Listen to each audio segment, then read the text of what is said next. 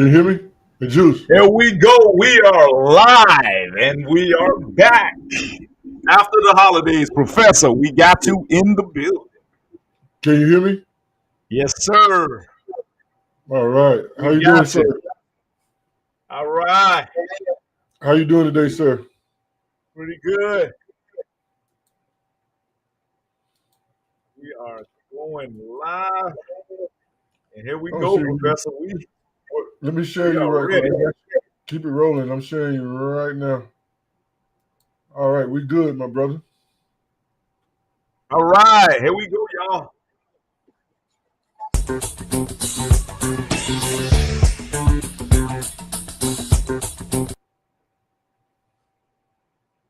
All right. We got that money. Who got that money? Professor, you got that money? Are you ready for the money in 2025? Are you ready, my brother? We That's got the a couple only more language. guests who will be joining us, so yeah, we ready. Are you How ready? was your How was your Thanksgiving, Dr. Juice? Awesome, man. Awesome, man. I tried some of that it's all wood product, man. That thing smoked my man. Oh man, I can't tell you how good that smoked meat tastes, man. I tell you, that's the ancestor, Dr. Juice. That's what we brought. That's what we had in this country. We brought it. We had it. That's how we cook. Yes, sir. Yes, That's how we sir. We cook. got some more folks coming on into the building. Let's see who else we got in here. Wait a minute, that's me. Oh, I heard some more people coming to the building. All right, we got Dry Bone in the house. What's up? What's up, man?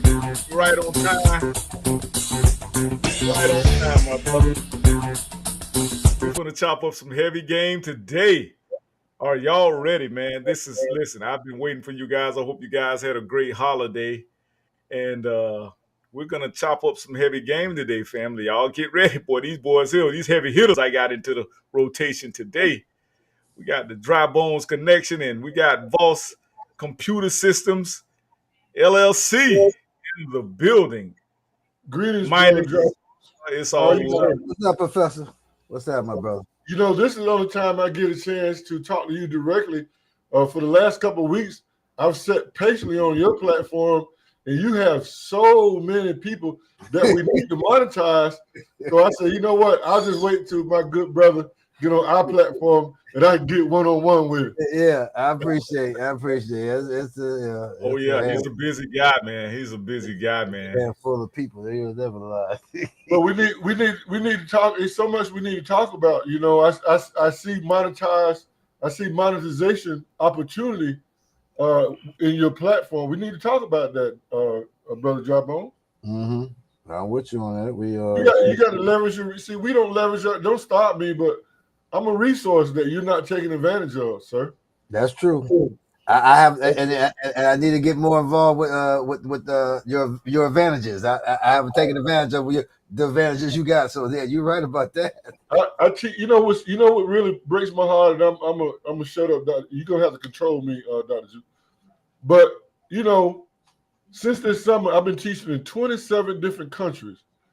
And yet I can't bring that connection to my own community. I can't be that resource to my own people, but I got people in 27 Vietnam, Saudi Arabia, I got people that I'm teaching all over the world, AI and robotics.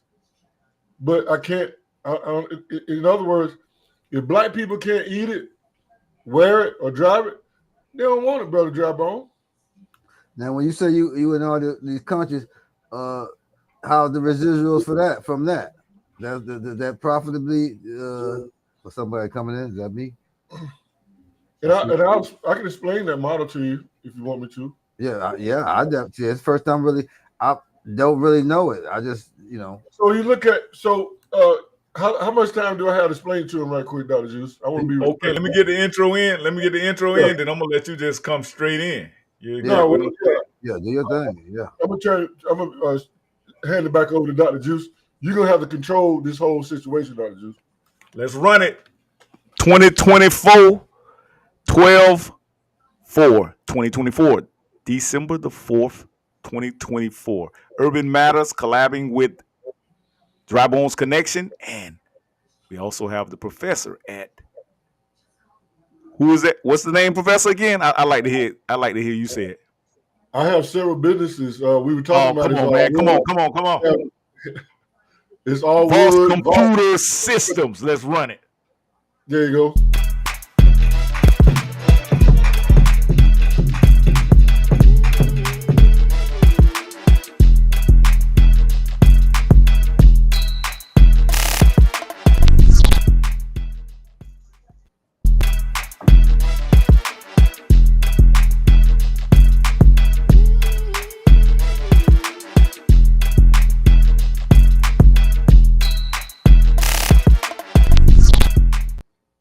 All right. Yes, sir. We are back in the building again. Thanks for joining us today, family. And we're going to have some heavy rotation from these guys today. Drop Bones, hey, that was a great show Sunday, man. I really enjoyed that. And we got to put the family on some more of that deep state stuff. And Professor, and we're going to definitely chop up some technology tools, some tools that we can use to make money right now, right here, right away. And I'm really looking forward to this show today. And we're gonna keep it quick, man. We got to give it to him quick, Professor. Now, y'all. I hope y'all guys have y'all little presentations together. If you want to share some screens or whatever, and we're gonna run it. All right, Professor, finish up your.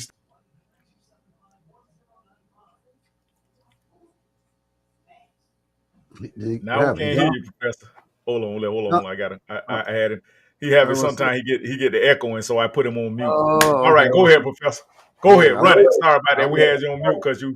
When I play that intro, it goes to get some feedback Right. sometimes. And also, not just you have my permission to control me, but I'll try to break it down. So you want to understand what my life looks like as an international professor versus in America. So from to really make it simple, from a pay standpoint, you figure I run a couple $100 an hour, right? And in this case, I have two institutions that I teach out of in Sweden. And one, I have three groups. One of my groups are PhD students. The other groups are people who are working on their master's degree, and it's in the pharmaceutical industry program. I'm in the Health Science Institute, right? So everything that I lecture and talk about has to do with AI, robotics, and how it's nothing like what you understand in college here. My students are business owners. They are leaders in their industry. They're in leadership roles. So their assignment has to do with solving a real-time problem that they're dealing with in their organization. So it's almost, as a professor, it's almost like a consulting role. And I also have the opportunity to travel to their country if they decide to hire me, because they can do that.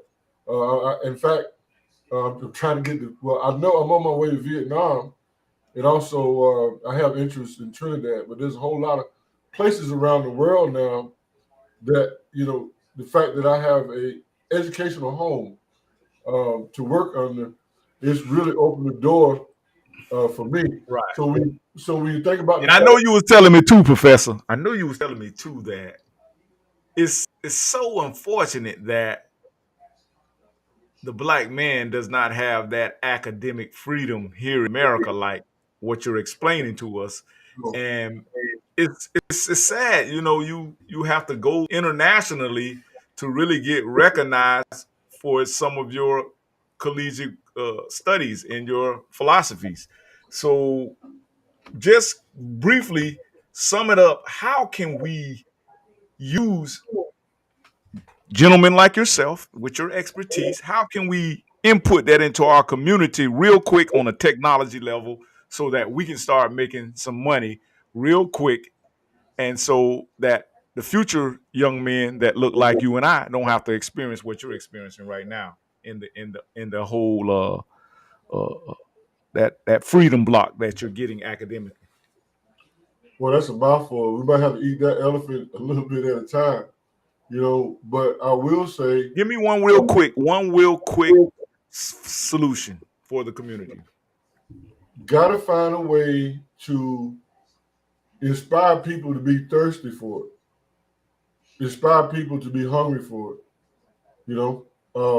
And that's going to be an interesting challenge, you know. And also, when you think about right now today, you have people in India, you have people in the Philippines, and you have people in Kenya, all over the world, who are well educated. In fact, they're more educated than the average black person, and they're making $2 an hour to do AI work right now. Right. That's a lot of folks. All the folks outsource those types of technology jobs, right? That's one of the reasons. But think about what I just said to you. I just said to you that the average international person with an education, with a 2 year, with a 4 year degree, and you can, and everything that I'm saying, Google it. Look at AI workers in Kenya, and you'll see that they make $2 an hour, and they have engineering degrees, they have mathematic degrees. So Wow. the question that you asked me is a very complex question. I will land and say that they're going to have to upskill themselves where they can be what we call now cyberpreneurs. I can teach them how to be cyberpreneurs. Exactly. And that's what we're going to be doing right here at this platform. And like I said, with the professor and Dry Bones connection, we're going to keep you guys flooded with so much information. It's going to blow your mind. And it's not for everybody. I got to be honest with y'all. This type of content is not for everybody. So if you come here and you kind of get behind and you want to create some type of disturbance and distractions, you probably want to go to one of them boo boo platforms where they all about your feelings and everything else like that. You get what I'm saying? So Dry Bones, connect with us real quick. Well, he said Greetings, cyber. my brother. He said cyber entrepreneurs. Explain that, because what you mean? What do you say? Because what are you actually teaching them? So, because I'm listening for the first time too. I'm hearing you. When you say you teaching them, what are you teaching them in AI to do? So again, Dr. Juice, you control me. So Yes, sir. I teach in the Health Science Department Institute of Cambridge Corporate University. Mm-hmm. And my students, as I've said before, are business owners. They're leaders in the pharmaceutical and healthcare industry in their country. Um, and they're looking to solve problems. And I'll give you so so in my coursework, I design courses as a framework, and it's the same approach that I would have. That's unlike an approach in America. If you would ask me to teach these business people, it would be no different than what I'm doing internationally right now. I would give you a framework. Let me just give you one quick example.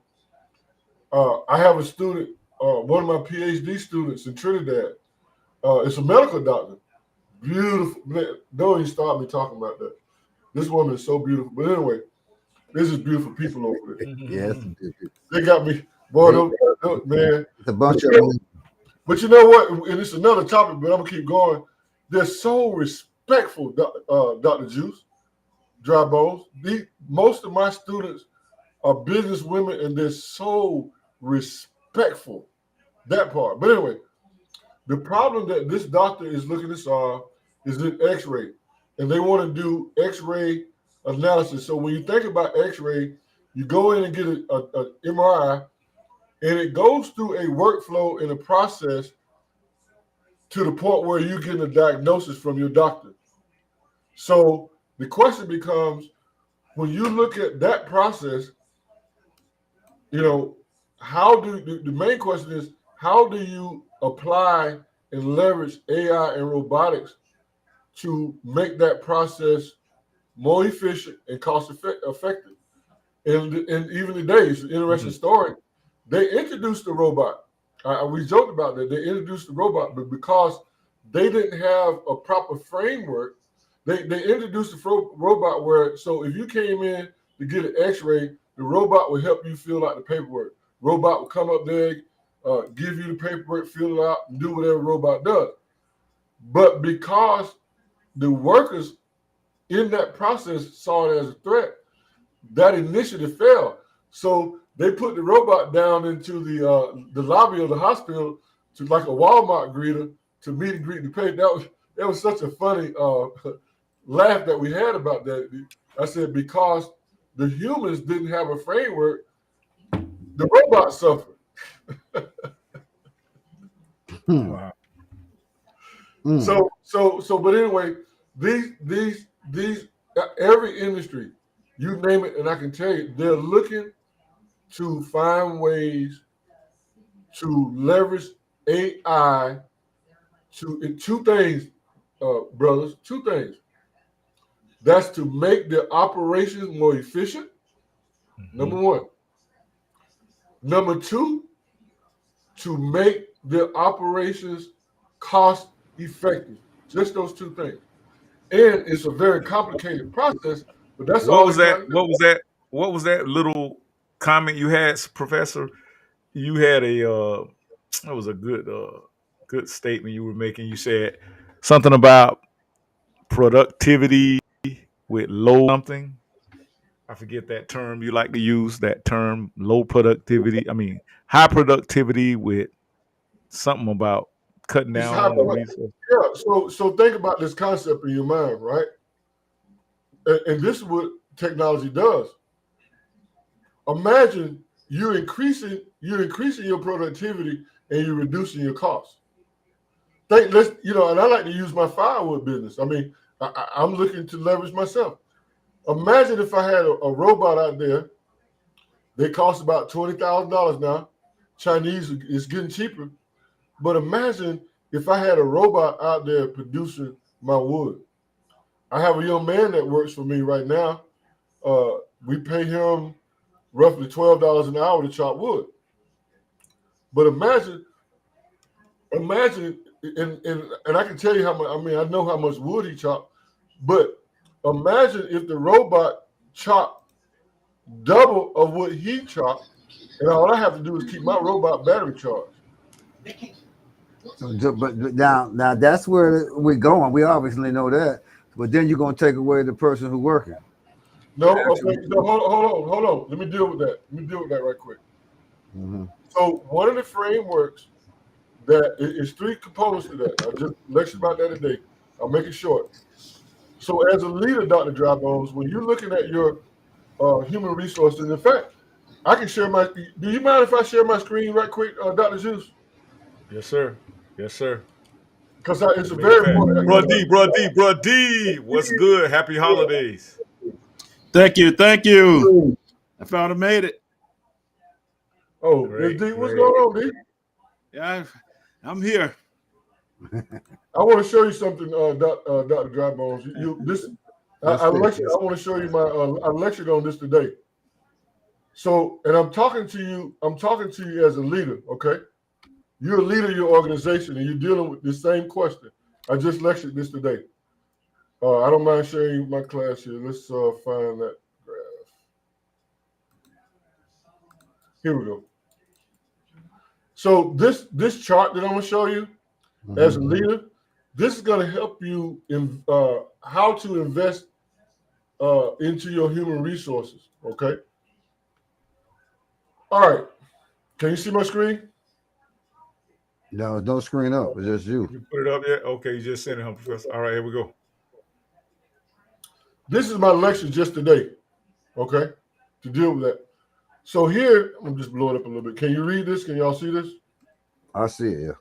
Right. So what I'm saying is, as an executive leader, you should strategically implement Gen AI, and this is radiology that I was talking about, and it's an investment, right? So how do you invest in training your workforce? So if you look at this chart right here, right quick, You can see here in the red, and I'll blow up a little bit.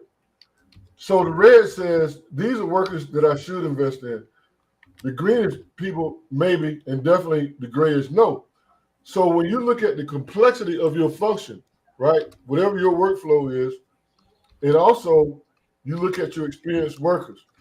So you can see right here, when I'm looking at the experience of my workers and they're low, I want to invest here at least into this rate on my low end workers. Their work is not really complicated, and you're looking to decide whether you're going to augment or whether you're going to automate. There's a difference, right? So here in this case, you can see that I'm not invested in all of my low end, what I call low end workers, what I call my low function workers. But here's the count. So when I go up to my medium workers, right? My medium workers, you can see that now there's two maybes, and in my medium, this is where I'm going to put a good bit of my investment in my medium task workers. And then, of course, when you go to my high-end workers, these are my doctors, these are my radiologists. They're high level anyway, and I really don't have to augment their work. So my investment, when you look at this investment chart, my investment is going to be less, right? It's going to be less than. Does that make sense? Yes, Yeah, sir. I mean, but who are we investing? Are you what? It's an investing company that we can invest into this type of business? No. This is the class. I know it's a class, but I'm saying, but the proximity of what your class is about is for those of us who see this will say, well, I'm not going to be doing that type of work. I'm just going to invest. So we'll be the investment prospect of this. No, this is in it. So name me a business. I think you're in the supply business, right? No, I'm talking about this business. Since you're doing this, we can invest in medical since that's the biggest commodity out there. So why can't we invest in something of that nature? No, when I talk about, oh, I see what you're talking about now. No, this is somebody in a hospital. Right, that's big money. Hospitals are big money. Right, so they're looking to invest in different areas of their healthcare to make their function more efficient. What would be okay, they need investors. What would be the going rate to invest in a company of this nature? I see what you're trying to say, but it's not. How do I explain this to you? This is a workforce. This is somebody who's a medical doctor, right? This is a medical doctor who has a budget, and they're looking at their initiative, and they have, let's say, a staff of 100 people. So what I just showed you was a framework for them to decide. There's not enough money in that budget to invest in everybody. So how do you segment that workforce to invest in of that 100 people? Let's say you only have enough money. You got to lay them off, man.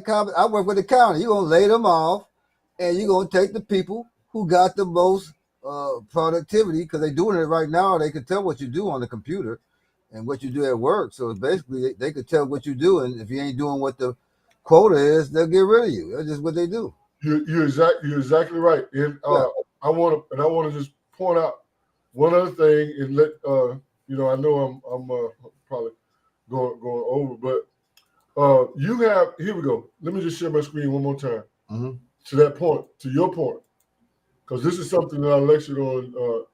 Just today. Unable to share the screen. Dr. Juice, would you give me permission? Yeah, put it back on. I need Dr. Juice to give me permission.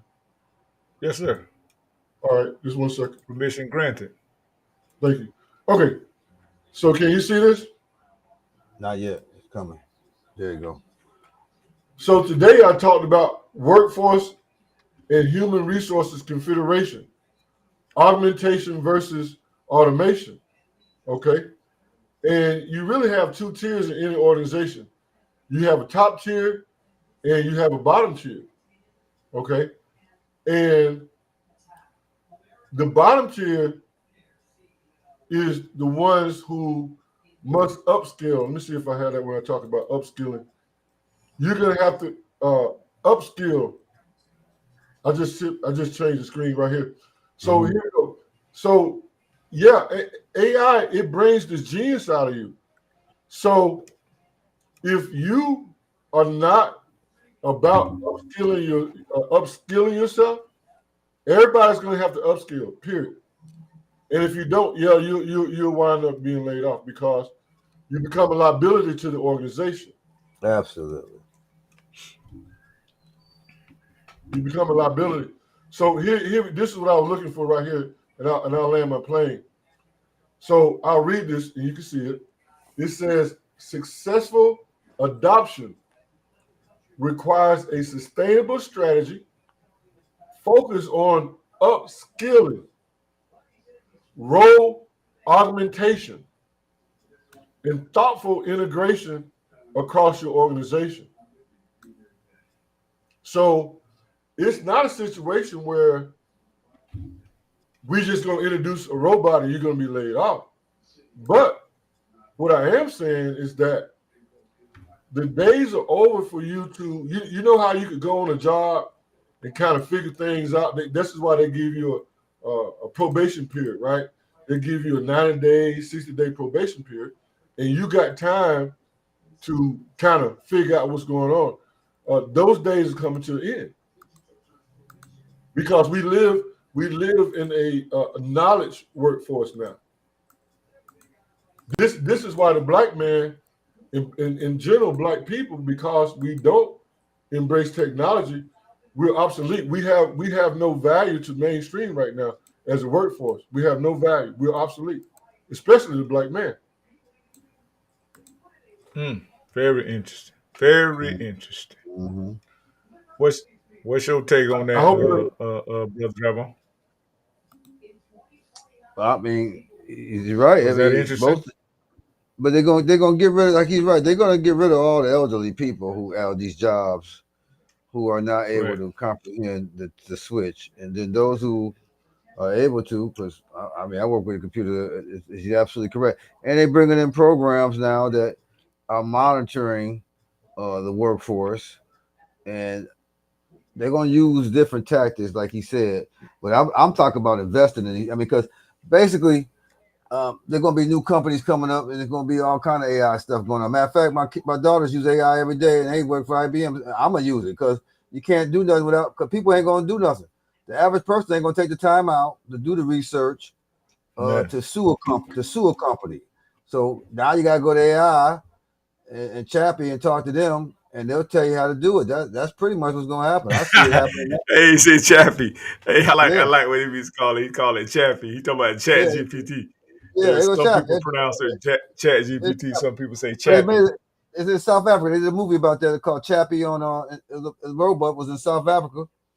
I mean, they're gonna do it. I see it happening. I also see augmentation of. I talk to people right now. We think. I say, well, we should just create a virtual bar where you go to the bar and put the glasses on, and you at the arena. Wow. And we pay and we serve you the drinks that they would do and feed you like they would do at the arena. That's these are new things. Um, China, he's absolutely right. I think we all should go to Japan because obviously they're the forerunners of this. Japan is definitely forerunners, and with China together. But I mean, Hmm. we are right. They're gonna eliminate. Just like Obama said, they're gonna have to put people on universal income because they're not going to be able to keep up with the present rate of technology. That's a fact. They're gonna be taken out because they're gonna give them universal income, put them in the pasture, and give everybody what they ever see the movie Soylent Green. They're gonna make everybody have a virtual reality death, and that's pretty much they're working on that now. What's the name of that movie again, Trevor? Soylent Green with Soylent Charleston Green. Heston. Got Yeah, it. go I'm look check that that out. up. Yeah, back in the day, they showed you this back in the day, but he's absolutely I want to right. check that movie out too that you announced on the show Sunday. What was the name of the movie? Where the folks I Occupied, watched it. Huh? occupied, occupied. Occupied. Oh man, They, Occupied, man. they, That was they, that was a good freaking movie, bro. dude, they blowing them up. Right. Like I say, another thing the professor said, which is I add to that is we already augmented to videotape everything. So that's part of the plan to have us actually it's called panopticons, where we are virtually our own reality. So we're using the phone to watch everything. And so what the business what he talking about, they're gonna augmentate that into business. I don't even trust human resource at all because that name scares me. Look it up in Latin. We're a resource. We're disposable. So human resource means disposability. So they already got that psyched up in the mind of the people. And then they use the technology. They use the technology and they call it technocrats. Most governments are technocratically set up now for a scientific dictatorship where they will use technology to control the people. And it's already happened. It's already happened. It's not it's already happened right before our very eyes. It's not nothing that's going to be the future. It's right now. And I see it. It's happening right now. Absolutely. I see it in everything. Can I ask you a question? Go right ahead. Why do you think I'm now law enforcement on the cybersecurity side? Have you ever thought about that? The cybersecurity is going to be the new phase of law enforcement without a doubt. How you think all these breaches? I'm gonna tell you, we're in so much trouble that they just killed the #1 healthcare provider in New York City. So and guess what they own? All our insurance funds. So it's all. Hey, look at this. I just looked up Panopticon and Wikipedia popped up. Look at the warning that they're giving me here. This is live. This is what we are up against. December 4th, an important update for readers in the United States. You deserve an explanation, so please don't skip this 1-minute read. It's Wednesday, December 4th. Our fundraiser will soon be over, but we haven't hit our goal yet. Please reflect on how often you visit Wikipedia. In other words, Wikipedia broke. So they say if you want to keep using, I tried to look it up. They wouldn't give me no facts unless I pay for it.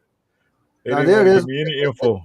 It's right there. It says Panopticon. It tells you. Yeah, that's up under there. That's up under the. So see, watch when I delete that. Now you can see the Panopticon. Yeah, they'll tell you what a Panopticon is. Yeah.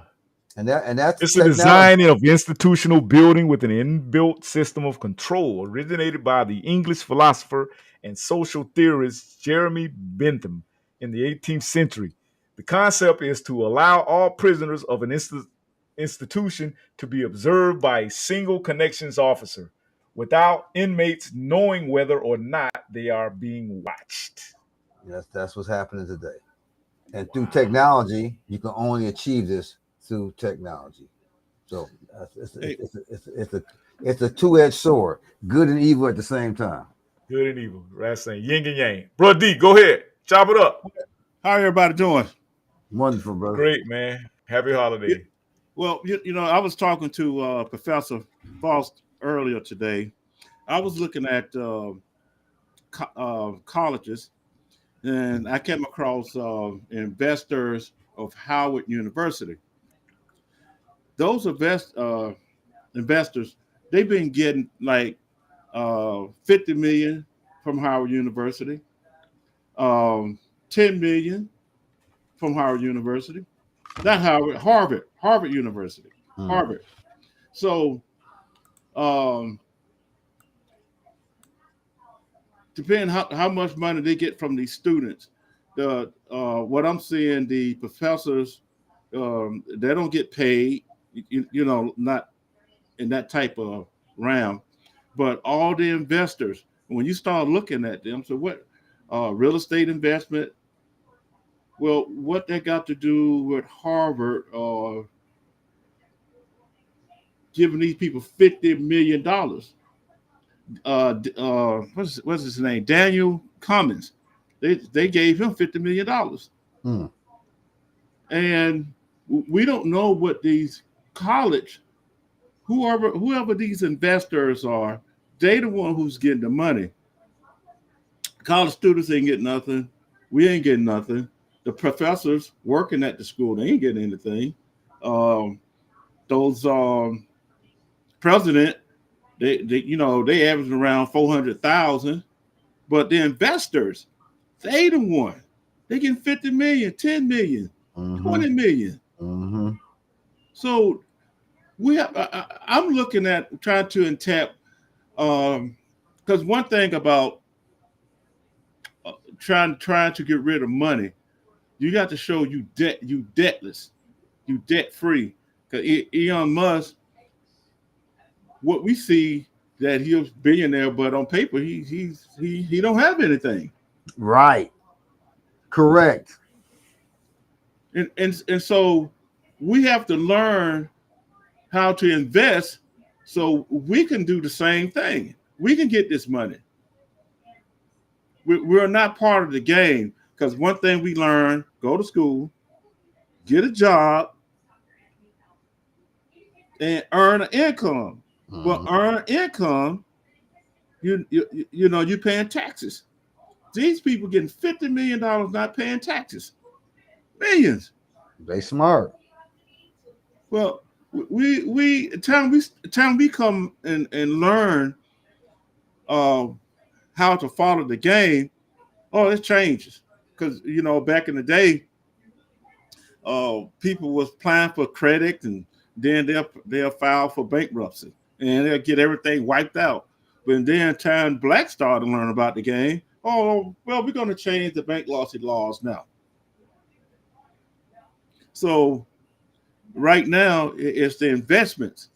So who are we going to invest in to learn how to have zero? I can't say zero debt, but because you are going to be a debtor, because a debtor don't have to pay taxes. Earn income, pay taxes. So that's one thing.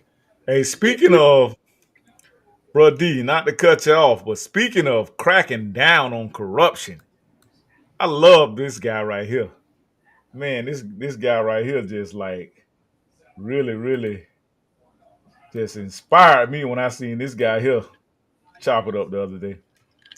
I'm gonna play this here for y'all real quick. FBI Director Chris Wray still has 3 years left in his term, which means Patel's nomination could face strong bipartisan opposition. Here's more in our next report. Kashyap Pramod Patel, or most commonly referred to as Kash Patel, is Donald Trump's controversial FBI director pick. Known for his ardent support for the president-elect, Patel has positioned himself as a staunch opponent of Washington's establishment. I'm here to tell you, after 6 weeks of unconstitutional trials, we have finally found a crime. Michael Cohen admitted on the witness stand just this morning to 6 different felonies of stealing Donald Trump's money. After 6 weeks of trial, we finally have a crime. We also have a victim. That victim is Donald J. Trump. And now he's eyeing the leadership. Hey, they said Donald Trump didn't have no color in his cabinet. Look like he making some color now, ain't he? Hey, he a Hindu just like Kamami. I mean, what her name? Kamala? Kamami? I forget it.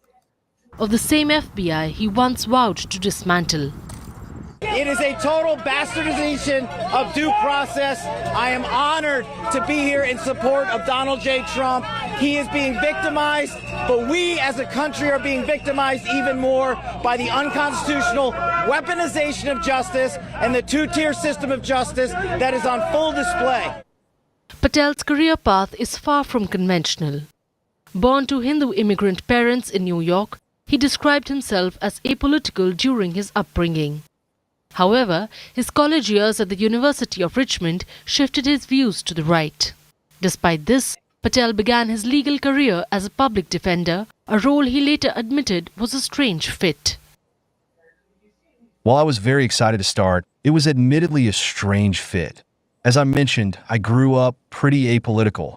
Through my college years, I started to move more and more to the right politically. Can anybody tell me what apolitical means? If you're in the chat section, can everybody understand what apolitical means? All right. Yeah, he's not politically.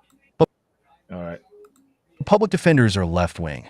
These are the types of people who often don't mind letting criminals off the hook because they had a bad upbringing or because they didn't hurt the victims that badly. Patel rose to prominence as a federal prosecutor handling terrorism cases against Al-Qaeda and ISIS. He claimed involvement in prosecuting the Benghazi attack perpetrators, though reports suggest his role was minor. Later, as a House Intelligence Committee aide to Republican Devin Nunes. Now pay attention how they trying to downplay him. This is how the media is. This is how the legacy media is, your mainstream media or your white media. That's a whole nother discussion. I'm going to break that down later on. Patel became a key figure in efforts to undermine the FBI's Russia investigation. However, his alliance with Trump deepened Security Council tenure. By the end of Donald Trump's first term, Patel served as acting Secretary of Defense Christopher Miller's chief of staff, overseeing a chaotic... They trying to discredit the guy, saying he's not, he doesn't have enough, what's that guy Trump hired? He did the investigation of, I forget what it was. Bill Barr talking crap about this guy right here. It's unbelievable. Pentagon transition. His loyalty earned him consideration for senior roles, including CIA director.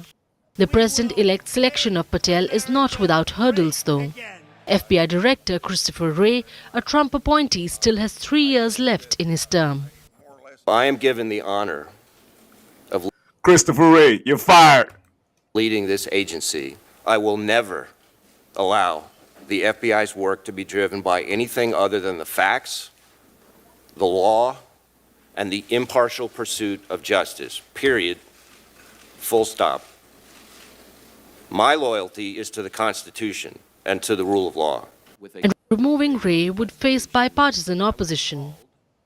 So while Patel's Senate confirmation is expected to be contentious, some in Trump's circle question his suitability for the role.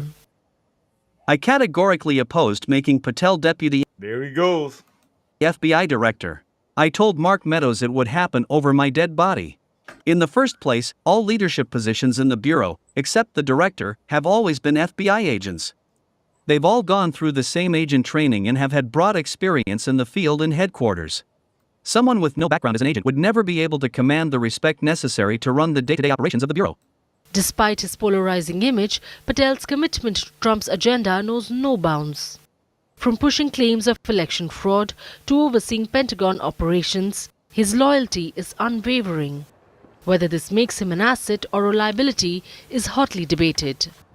But as Patel stands on the cusp of leading the FBI, the stakes are monumental. His potential appointment could reshape the nation's premier law enforcement agency. All right, I'm gonna stop that short. Y'all can go check that on your leisure time, but I'm gonna just kind of summarize it for you what that guy was saying. That guy said he's gonna get ready to script all 7,000 agents in Washington at the J. Edgar Hoover building. And he said he's going to restructure the whole thing and he's going to make it out of a deep state museum. Jumbo, you heard me. He said he's going to make it out of the deep state museum and he's going to send all the damn people that's in that office. He's going to send their ass out there on the block and make them police officers and go fight real crime. He said he's going to break them up in all 50 states and go make them.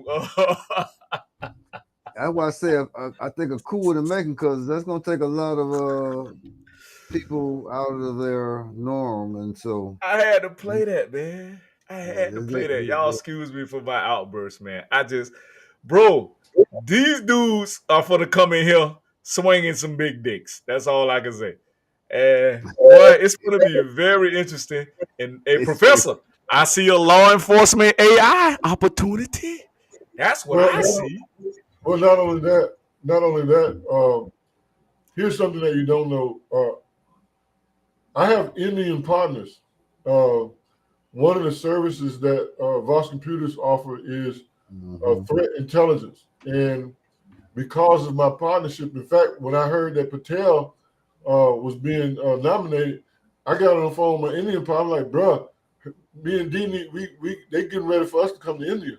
So I have, in fact, I tell you what, let me, you mind if, I'm gonna try to share my screen one more time so you just see I'm not playing with this. It's not a game. Hold on just a minute. I had, just bear with me 1 second. So not just cybersecurity, but think about the AI and think about, India in America, they got IT. See, when they came in, I'll give you a short lecture on that. When the Indians came in with the internet, that put black people out of business when it came to computer companies. You know, I built my own computers, but the reason why I put black people out of business is because we didn't program the Indians do. Can I share my screen? You haven't sent the notification to me yet. Hold on, let me. I just want to show you. This is my. Yeah, I got it right here. I want you to see my screen. This is. Can you see my screen? Not yet. You still haven't sent it to me. You gotta. Let's see. Yeah, it's up. Go ahead. Okay. So this is a recent meeting that I had. This is me. That's D right there, and that's my Indian partner right there, Vanille. That's my boy. And guess where he went to school? Guess where he went to school? He went to school at Alabama State. Wow. Probably went there for free because he's Indian. But he's over there Indian right now. So he's our partner when it comes to dark web and threat analysis. Why is that big? If you listen to the news here recently, the Chinese pretty much breached every telecom company in the U.S. They got data on all the telecom. So now there's a big opportunity for us as a black company to do threat intelligence. In other words, Dr. Dreadbone, if you had your organization, you would want to know if any of your information wound up on the dark web. We have the ability to research that. And we have the ability to look at all type of threats that you might be subject to. That's my partnership with the Indians. So I want Patel to get in there, because one thing I know about them Indians, they family. They gonna hook each other up. What company is that you said that does that? You said you got a company that does that. What's the company that? There's many. These guys are programmers. I just happen to partner with. I've been in partnership with this company for about 5 years now. I met. You're right. India is definitely part of the intelligence agency, and yeah, you're absolutely right. Ain't no doubt about that. But and they also part of Google ran by them damn Indians. They also part of BRICS, so don't forget that part too. So what I'm saying is they're gonna get. I'm talking about a strategy from a black business. I'm talking to you as a black business. I'm talking to you about my strategy with Vox Computer System. So I'm partnering with the Indians, just like Joe Biden.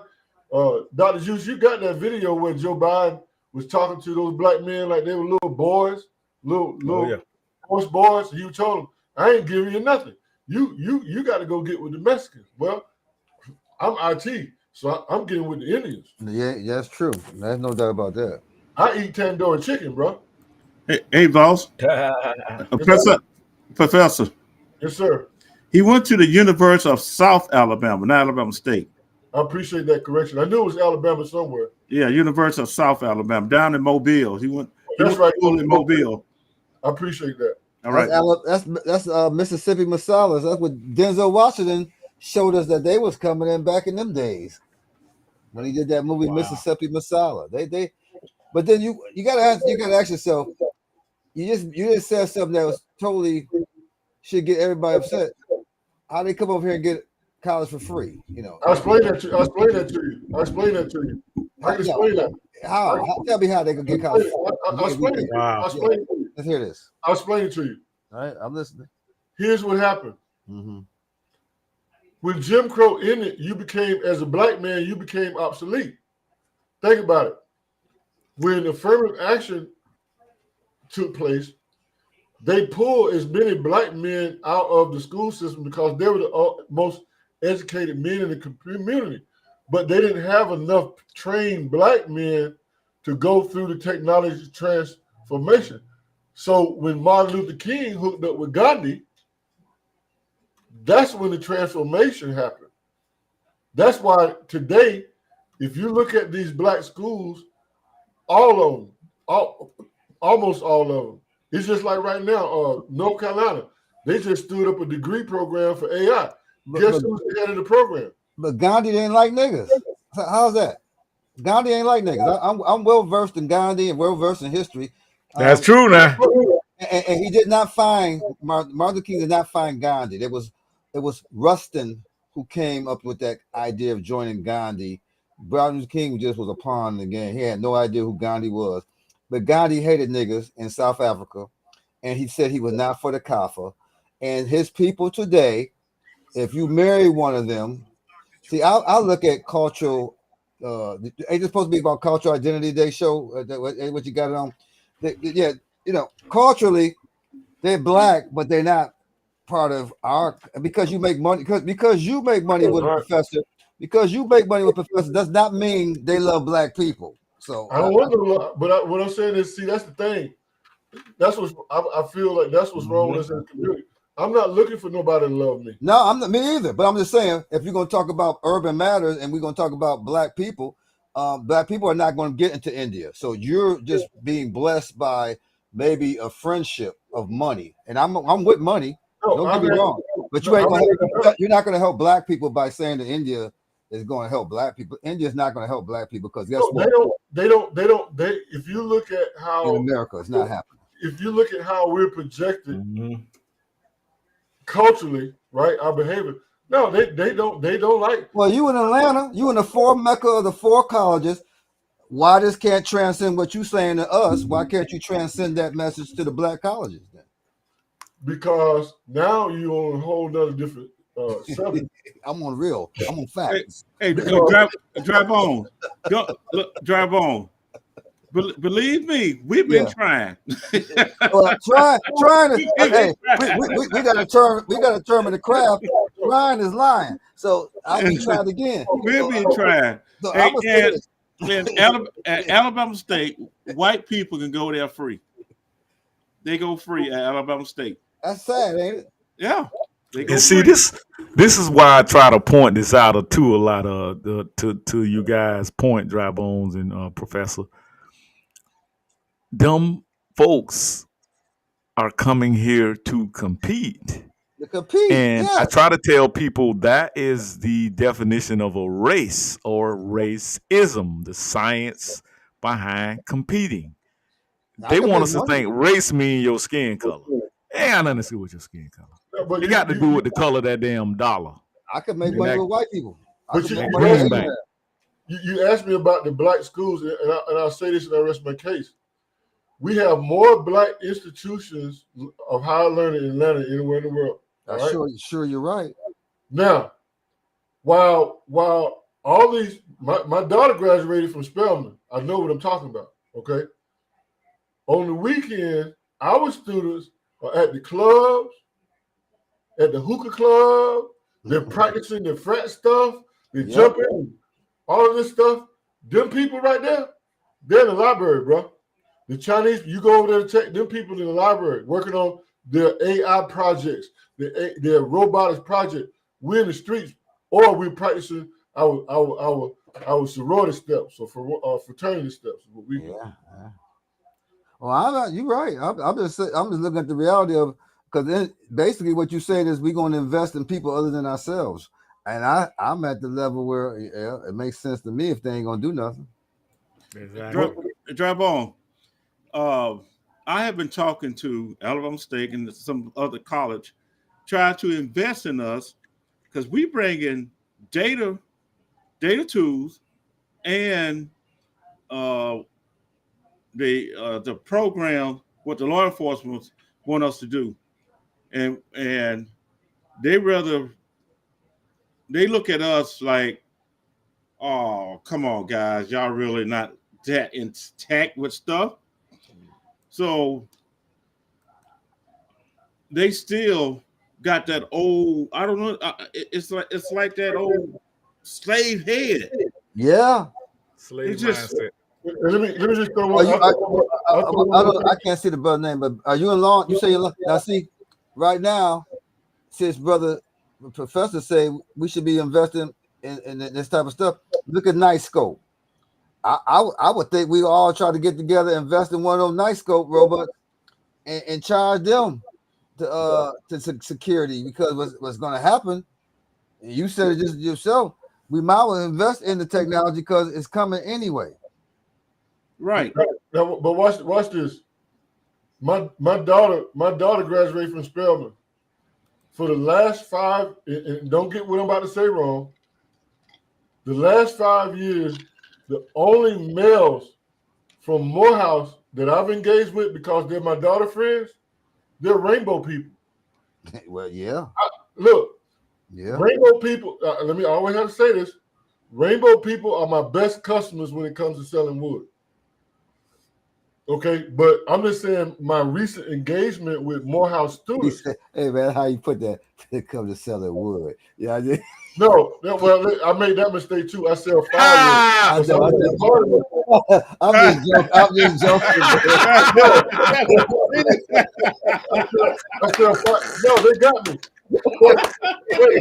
Hey, I was at a rainbow party, and they asked me what business. I was, and I made the mistake, and I said I sell wood. And they said, "Oh." Ooh, you really sell wood? Yeah, bro. I sell firewood, bro. That's a good one, man. I said when he said that to them, I know they must have looked at him like, "What?" I said, "No, bro. I sell Oh, firewood." sign me up. Hey, Dabon, D, they were like, "Oh, let me sign up right now, then." Hey, you making good money now, man. It's the time. It's the time for them to sell the wood. You do it because I see them out there.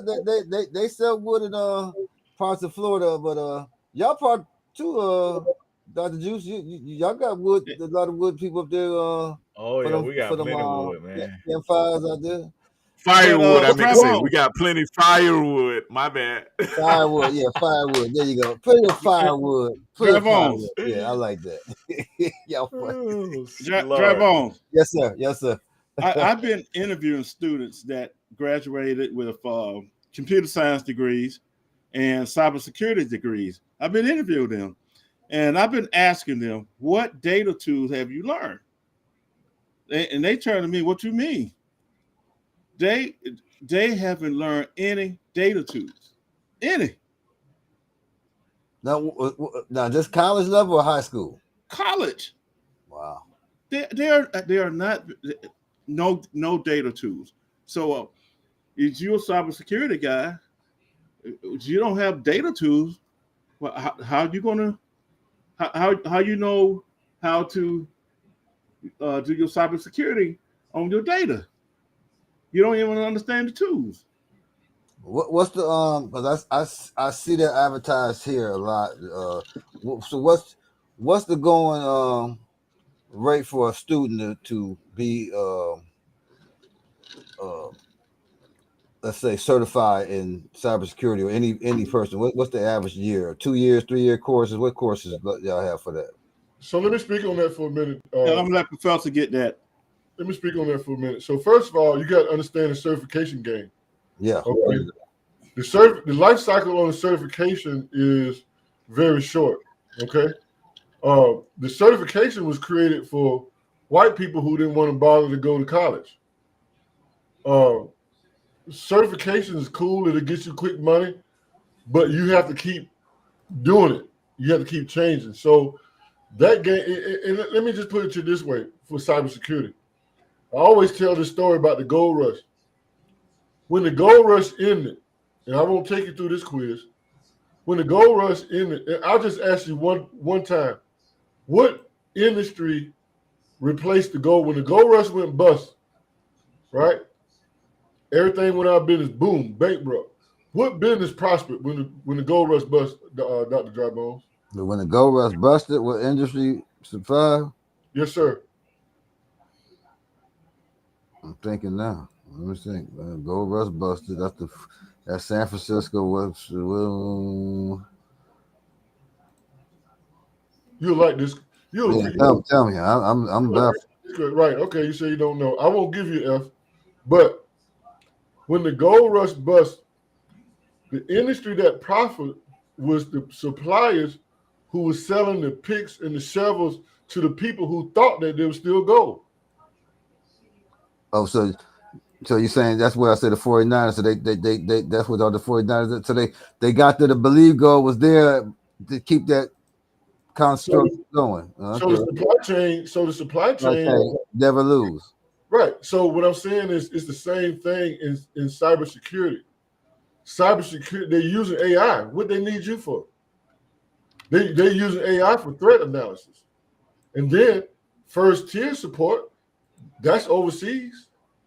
So I'd never encourage a black student to get into cybersecurity because I know they won't get a job. And in corporate America, it's only so far you can go in cybersecurity. You're not, in my case, when I reached the point of, PhD and all this kind of stuff, I'm dealing with governance, compliance, policy. Man, them people, for a black man to start talking about he a thought leader, white boy can't stomach that. No, you and my brother, I'll say your name again, but you in the same field with my brother, Professor? He's law enforcement. Okay, he's law enforcement. Okay. Now, how you look for your area? I don't know. Are you in Florida or you? I know you in Georgia. Both of y'all in Georgia? Yes. So I made him. He's been a long time friend. He worked for my company because he has an engineering degree from DeVry, and so we go way back. He was doing. I had service contracts, and he was. He can blindfold work on fax machine copies, got that kind of training. So this was 15 years ago when I had service contract. Okay. So when I got this opportunity for law enforcement with my relationships with Homeland Security, and he is from Montgomery, so we got this opportunity. We were going down there getting pecan wood because there's a big pecan orchard. That's where he grew up. So he was telling me, man, come on, I got pecan because we selling pecan wood. So the sheriff, my homeboy, he we on Facebook and all that. So he sends me a message and he said, Voss, if I catch your ass coming through my county again and you don't stop by here and talk to me, I'm gonna put your ass in jail. I said, okay, sheriff. So we talked because he knows my background and all that, and he understands where he. That was the sheriff we had on that day. The one came from with the Alabama game. They got shot at. Yeah, Tuskegee game, right? I grew up with him, and I said, man, it would be an honor to serve you. You're my homeboy. And see, that's another thing as black men we don't do. We don't respect our accomplishments. I give him more respect than I would a white sheriff. And I don't look at him, oh man, nigga, I remember when you were a little boy. No, man, you would not believe the respect that I give him. And I'm honored to be a part of the Macon County Sheriff Department. And he likes, now that football season is over, I know he's gonna summons me now here real soon to get some rest. But he really likes this platform. He got on the platform. I asked him to get on it. You saw that? He came on. I seen him. Yeah, it was nice, brother. Dry Bones. I got a real quick clip, y'all. I need to play real quick. Let me just give a real quick comment about if anybody has been paying attention to the last, say, 3 weeks, and notice how the media is very, very quiet on a lot of stuff. And I think they're quiet, but the only people that's still out here making noise and stomping the ground is Black Americans. For some odd reason, we seem to think that we have to defend the bullshit that just went down in the national elections. And it's like, I'm trying to figure out how 80% of black men came out and voted blue no matter who. And it's a disgrace. And I'm going to let this young man right here break it down for y'all real quick. This is a young man right here. His name Black Alpha. I met him up in Washington, D.C. when I went up for the Rally for Reparations this summer. And this guy be chopping up some heavy game, man. He's from Georgia, up y'all way up that way, Professor. And I think he's up in that Columbia area. But this young man be chopping up some heavy game. I'm going to let y'all listen in to him. What There's a big bag in cosplaying foundational Black Americans, and all these tethers and all of these people in the diaspora, they know it. And notice that it started getting ramped up when we started talking about reparations. You know, when we weren't talking about reparations, they were like, yeah, well, you know, whatever. Yeah. As soon as we start talking about reparations and getting money for foundational Black Americans, then all of a sudden we got third, fourth, fifth cousins from Nigeria, from Kenya, from Jamaica. None of these people gave a damn about foundational Black Americans until we start talking about money. It was like little whispers back in the old days, because every now and then you meet somebody in their 60s or 70s and they were like, yeah, the Africans didn't really like us when they got here, or the Jamaicans and stuff like that. Before. But it was just like, it wasn't mainstream. It was. I just had to play this, man. I ain't trying to jump subject, but you know, Dry Bones know what we chop it up, man. We chop it up with this identity politics that they think we supposed to be committed to. And a lot just went down. And I think that things are in our favor. You know, I'm talking about the Aboriginal people of America, because we know that one particular party that's in America tries to get us to refute and deny this land. Like, this land doesn't mean anything to us. And they don't want us to be proud of this America. But I think differently, because I'm in touch with my indigenous roots here, and I know where my folks from. I know I'm from Gullah Geechee, Carolina, and my pops is from the Chickasaw tribes and Choctaw tribes out of the Mississippi Valley. So I'm gonna let this man chop it up. Just one or two people. Right now, we're all kind of on it. And let's say this, the Black grassroots are the people who really push this. We make the narratives and everyone follows. If it wasn't for the Black grassroots, these people would still be coming over here tethering on to us with no consequences for it, lying, all types of things, stealing, cheating off of our name. So the Black grassroots, we're the ones who was like, nah, we done with this stuff. We're going to have to go ahead and regulate now. So their mentality is that we don't want ours, we want yours. You know what I mean? They were sitting in on our reparations panels. They were sitting in on our task force talking about race. Nigeria was over there to Africa, and he says he's going to give them $55 billion for slavery. They didn't say, oh, by the way, that's not us. That's the Black Americans. They just said, thank you, brother, and shook their hand and took the money. Foundational Black Americans have always focused on ourselves. We don't really have time in the system of supremacy to think about a Jamaican, right? We don't have time to think about an African. We don't have time to think about anybody. Now they really don't know. So we're going in the third or fourth phase of the diaspora situation. And this phase is one of foundational Black Americans telling everybody we've done enough. Certified salute, fam. It's your boy Black Alpha here. I'm sure I got a question for all of my foundational Black Americans, okay? The election has came and the election has went, and I want to know, did you have any problems voting this season? Was there any voter suppression? What happened to all of that reeling back the Civil Rights Act, huh? Let's tell you what it really was. It's exactly what we said. It's every 4 years, the Democrats come and they try to scare you about voting. And they try to tell you how voter rights are being taken away by the evil Republicans. And they say that so they can get you to help illegals vote. Another election came and went, and you didn't see no Black Americans saying that they were being denied voting. Have any of you guys been denied voting? Because I don't see it. So how come the Democrats for 4 years straight can talk about voter rights being suppressed, and then on election day, they just quit talking about it? You know why? It's because that's the Democratic tactic. Scare Black folks into voting, make up lies about voter suppression, so you can go and you can fight for the right to have illegal immigrants vote. And it didn't work out too good. So shout out to all my brothers and sisters who did vote, and there was no voter suppression, and there was no boogeyman, and there was no scare tactics. And now it looks like there's no Democratic plantation. And all of that getting illegals the right to vote stuff, well, now it looks like a lot of them are getting deported. So they got the right to go home. Broadcasting live, Black Alpha Network. Have a great weekend. Black Alpha Network reporting live from a MAGA town hall rally. A lot of people say you ain't gonna come to a MAGA rally the same way you went to Kamala Harris as well. That right there, that is a MAGA town hall rally, and I'm here. We just letting the whole world know that we are political free agents, and we are not political property of the Democratic Party. The foundational Black American freedmen, we're open for business. So whoever comes with the best offer, we're gonna take. Freeman, that's what we were. Freeman. You went to a reparation thing in DC? Yeah, man, I went up there, man. It was nice. Yeah, but I mean, it might be nice because I've been to a bunch of them myself. What is the repercussions? What you think they're gonna give us reparations? Well, I will say this, Dry Bones. It's never been a conversation the way that it's being a conversation now, because we're telling them like that HR 40 bill, that's garbage.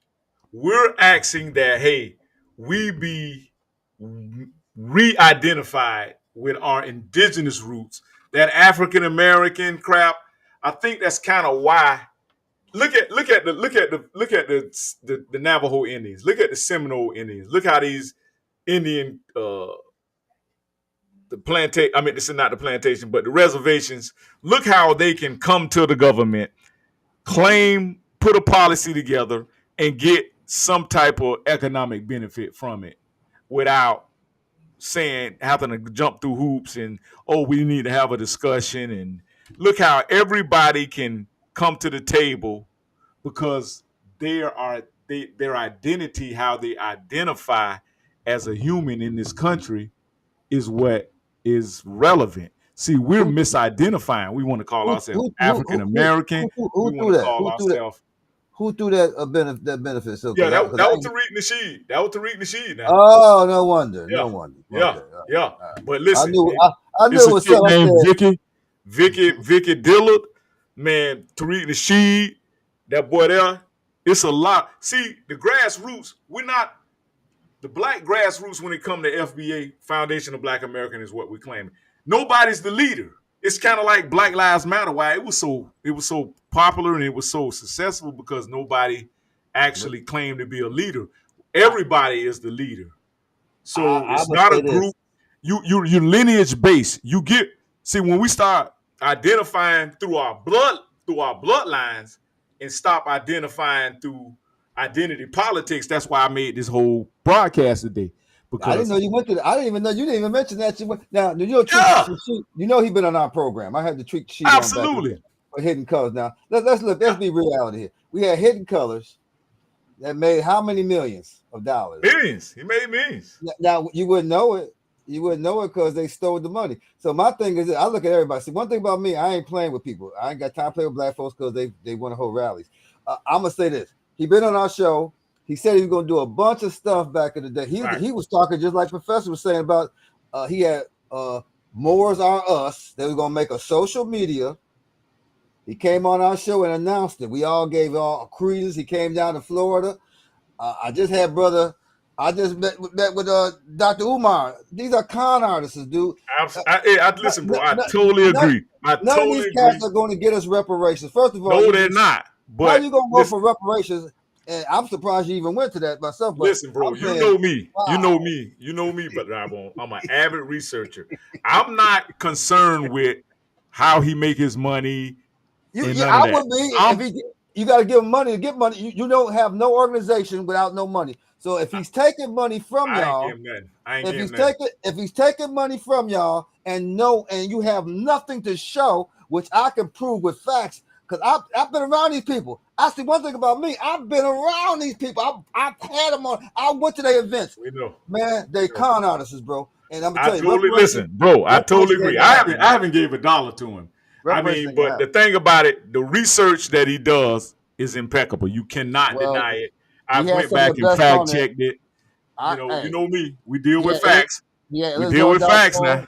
Yeah, Elizor Dantor. He deal with facts, but he deal with con art. First of all, I'm gonna be honest with you. Remember, y'all remember that when we had Hidden Colors, we had 3 of them. He had some of the greatest people on there. 5 of them been on our program. We had 5 of them on the program from Hidden Colors. I heard it. And none of them could get together. I found that to be absurd after a while. I was very devastated having all these black folks come on these shows and promise us they're going to do stuff. And then we give money to them because I gave money to I gave Farrakhan so much money for you went up to DC. I'm like, man, we got to stop giving our money to these people, man. I'd rather give somebody. I'd rather say Professor say, if you could tell me a plan that we can utilize to get the AI off the ground, because I don't think we need lawyers no more. I think AI should be the lawyers for me. Right. I can't get. This is the thing I'm saying. This is the thing I'm saying. I'm not listening to more black folks. No. This is the thing I'm saying. The one thing that I give him kudos for is that grassroots and the information that he put out for the last, say, 6 years is what caused the Democrat plantation to crash and burn this 2020 election. I don't think he had a major influence on none of that at all because he ain't. First of all, not just him though. You mentioned reparations, and most black folks was talking about that reparation. Your reparations, you just said on this program, went to the immigrants.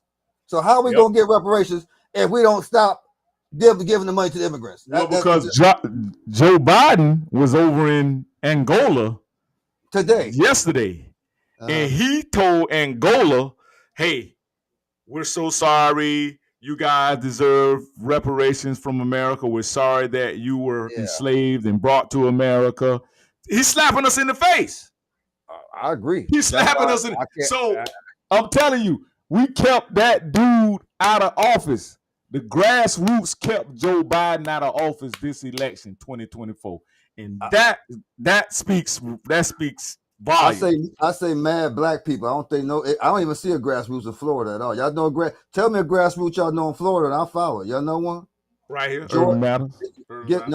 We small time compared to that. I'm talking about a grassroots that has actually went out and got people to go vote in your state, Georgia. Hell no. I've been to Georgia. Ain't damn blacks with no door talking about let's vote for no goddamn that's a lie. You'll be surprised, bro. A lot of them young folks rocking with Trump, bro. A lot of young folks. I voted for Trump. I voted for Trump and I wore my shit. But I'm telling you, black folks was either voting in secret because they too scared. Because I wore the Black for Trump shirt to my job in Dade County, and had only people that gave me credit was the Spanish people. So we ain't going along with this foolishness. Hey, listen, about bro, some black young folks. I voted for Trump, and I know a lot of young people, like the millennials and the Generation Z. Man, them people voted for Trump. I think angry black men and angry black women from them cities that call, because our cities ain't called sanctuary cities. Thank goodness Florida had enough sense not to make sanctuary cities. But the New Yorks, the Chicago, my cities, Buffalo, Atlanta ain't even a sanctuary city, even though they got different ways. But those cities are the ones that actually got the meat. Chicago showed out. Part of Detroit showed out because they got the sanctuary city problem. We don't have it here. You don't got a bunch of people yet. We don't have it yet. But drive on. Let's keep it 100. Let's keep it 100. You know the Boule. You know the Boule running FAMU and Bethune and all of that. Well, I agree, but that's our people. They love that stuff. So what can we do? We want to kill. I'm telling you, bro. I mean, there's only two things left. Traders, which is our people. The major one traders, and I'm gonna be quiet after this. The number one traders that we got is our own people. Because Professor just said he dealing with other groups that are more receptive, and he in a Georgia. And so I'm looking at where if Africa, you just put it on this tape, but the Africans, I've been telling you that you can't be talking about Jamaicans getting reparations. Who are they gonna sue? The British government? They ain't gonna get it from America. They sure ain't nobody outside of the U.S. black can sue America. The rest of them got to sue the rest of the world because. Well, that's what Tariq Nasheed says. He said the only people that's really due for reparations in America is black Americans because of our lineage. He said that's why we have to delineate. We can't let everybody piggyback off of what we went through in America because everybody didn't come here through the slave trade. Some of us was just here in America. I say 80% of us just here. Yeah, exactly. Hey, that's his argument. That is his argument right there. That's why I kind of deal with him a little bit. I think Dr. Claude Anderson and all the teachers I heard, Chief Warhorse have been saying that. I don't think that. I mean, you could go for what you believe. I'm just saying this is not news to me that because I've been following reparations since in Cobra days, and I mean. It done got heavy, bro. It done got heavy. I'm not gonna go along. I don't believe that. Y'all believe that? Look at me. Look at me in the eye. Look at me in the eye. And you know how I rock. I don't believe no reparations is making. I don't believe it. I'm gonna stand by that. I'll send you some evidence. I'll send you some money that it don't happen. Because I don't believe it's gonna happen. I mean, it may not, but it's worth the fight. What fight? How you gonna fight if they got no legislation? Who you gonna sue? That's what we got to do. We got to get the legislation. But if we don't get enough people educated, with the Moors. Have you ever heard the Moors? Y'all brothers? Yes. Don't the Moors say the same thing? They've been saying it. Okay, so Kind of, sort of, but they still how it claim go? Morocco too. They kind of claim Morocco and Africa and all of that. Right. I'm not even getting all that bull crap. But see, that nope, I don't understand it. Why they don't want to claim the United States as their land? This is our land, and I said that last time we had we went on the That's cast. what I'm trying to say. I say. said that last time. Everybody think they got to go over to Jerusalem. That's not your land. Exactly. This is our land. This is our land. We're going nowhere. That's identity politics, because I agree with you. I agree with nowhere. We had Chief Warhol. We had Poverty Point. We had Queen Mother Moron, she dead now. She said the same thing about this our land. I look at those people. I don't look at this new modern group that's making money. I'm looking at the people who actually had the land. Because see, none of these people who talking ain't got no land. See, these people who got land, they're gonna lose it eventually if people don't jump onto that. But these people now is making money and all they're doing is getting social media has really just. You tell me what you think, Professor. I know it's good to have technology, but technology could also be very evil, and it's being used as evil because all you gotta do is get a con artist to go on there who've been conning for how many years now, ain't got no land, just like they ain't got no school, and the people will give more credence and watch them over watching us who telling facts. Right now, what we talking right now, they'll throw to somebody who lying. And I know they lying because I've been with con artists. I've been about a lot of good con artists, believe me. I've been saying, how are you going to accept a book that your enemy written and give it to you? That's right. That's crazy. That's crazy. And listen, fellas, let me just make this clear here. The conversation we're having right now, I encourage this. This is good conversation. This is good dialogue. This is what's needed between black men so that all of us can come to some type of understanding and consensus. So don't never think that, just because me and these brothers having a disagreement that we off track with one another. That's not the case. No, we're on the same case. We talk about we dialogue so we can analyze our peoples who out there. Because remember, social media, just like my brother said, the algorithms, they'll get you to watch. See, we could be, if people was to watch what we saying right now, all of us, what the professor's saying, he already proved he's a laureate in this type of field. I would let him talk all day about cyber security or how to get into it, because it makes sense to talk to somebody who's actually experiencing it. What's going on today is we got people who don't go to Congress, don't got no lawyers, ain't got nothing because remember, to do all this stuff, it takes money. It takes definitely sometimes it takes some lawyers or people. That's why I say we might well let AI, which I'm about to go that route with y'all, what you saying, Professor. I'm gonna let AI do my court case because I can't get no human being. So I agree with you 100% that this is the wave of the future, and I'm gonna yield. Awesome. I'm gonna yield because it's basically where we at. We can't. How we gonna get somewhere if our people won't even come together? Even like they say, you right, brother Dr. Juice, you right. They came together during this election. Now the election over. Now is the real battle because he's not even president yet. What if they throw an okie doke on us? So say, that's what they're doing now. Yeah, say Trump don't actually be able to become the president because of some international cyber attack. Because that's on their list I said on Sunday. You remember I did it on Sunday. They said they will use a cyber attack to create chaos. So I'm with all what y'all saying. So how are we going to make money? Well, that's the key to that. How are we going to make money? I'm gonna go along with what y'all saying. The money game is where I want to invest in. I want to invest in what you're saying, the technology. You know, back in George Washington, back in those days, they had a hemp license. They were making clothes out of hemp. That's right. And a lot of people don't even know that. Yeah. And right now, Brother Juice, you can look this up.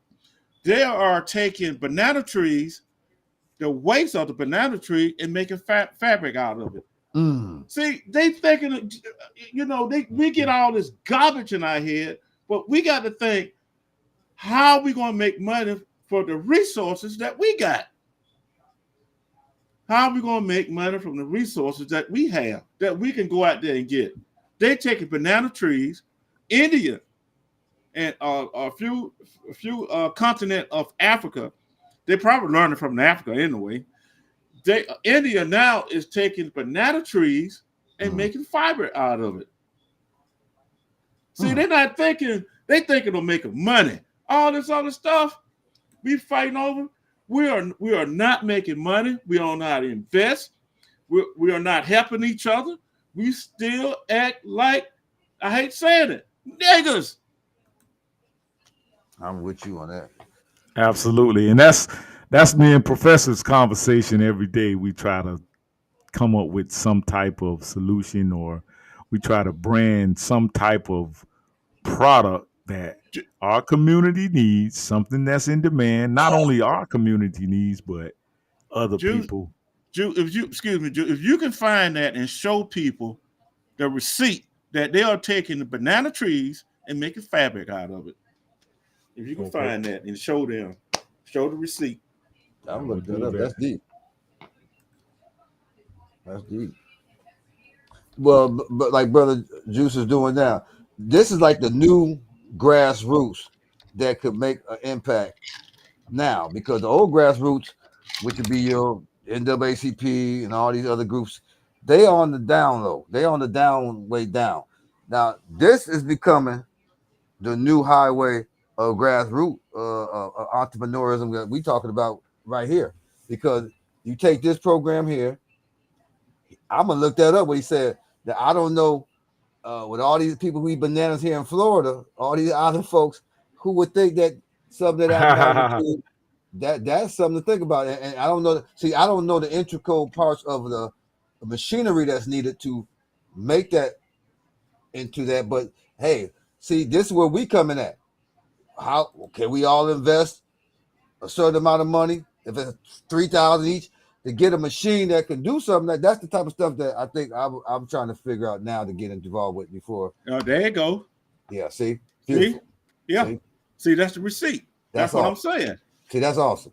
Now, we got to look at the machinery, and it's a lot of women here, and I'm sure in your areas as well, that will be able to sew some of that. Who will know how much? And banana peels go. Oh man, that's beautiful. I didn't even know that. That's awesome. And that's awesome. That's the stock of the banana tree. That's awesome. The stock. They just throw it away. Now they're taking the fiber, they take it through this grinder machine, and get the fiber, and then they'll start weaving. That's very entrepreneurial there. Yeah. Wow. Makes trash into treasure. Yes. Now, brother, Professor, now when you say you do Vietnam and all them countries, is there access to their markets as well? I mean, since you got a connection with some of these people, what's your think? What's your thoughts on how to get into their markets? Think you got you on mute, Professor. We can't hear you. We can't not hear you. There you go. Oh, yeah. Hey, Dry Bones. Yeah, sir. This past week, everybody was doing that thanks lying, but Thanksgiving. I was interviewing people in the 83, 85. I'm sitting around interviewing them, and they telling me about their fathers that they took them when they was kids, and they were from Mississippi.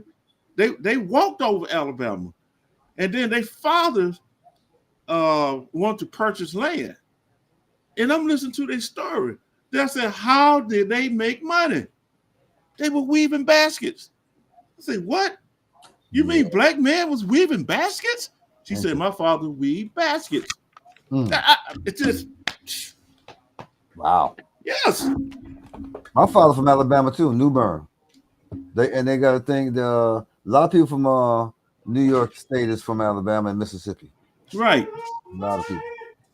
So they clay pottery, all the stuff. What you think that Africans? I hate to say that word, but the continent over there. What we see people doing, we was doing it here. Yeah. No doubt. So that's a fact, man. I'm glad y'all saying all this because, like brother, you said, he got indigenous family member from Choctaws up there in that area. There's so many things I've seen now that the Iroquois, parts of the Delaware, these were black people, even South Carolina people, the Geechees. These are your indigenous people, right? And I don't know how they did it. They did a hell of a job, but they was able to get us to the not. I'm gonna sell our birthright because most black people do not believe they're from America. That's man, right? And then how you can't train a dumb person, a stupid, ignorant person. How are you gonna train a stupid person? It's hard. But thank you. That's what I keep telling them. Don't fall for that crap. It's hard. Don't fall for that crap. And you can get stressed out. Brother Juice know that. He been around. We talk all the time about these type of things. I'm like this. I'm optimistic that it's going to be a transformation, but I don't think everybody's going. I noticed that word, the remnant, is a very powerful word, remnant. And you're right. The average person, I hate to say dumb, ignorant, but I do. They're not going to try to learn what we're talking about. No. So you can only take a person so far, and then what you just said now clarifies the fact that we are here talking, but we're a remnant. We are a remnant of men talking like this that is serious business talking, not just making foolish buffoonery.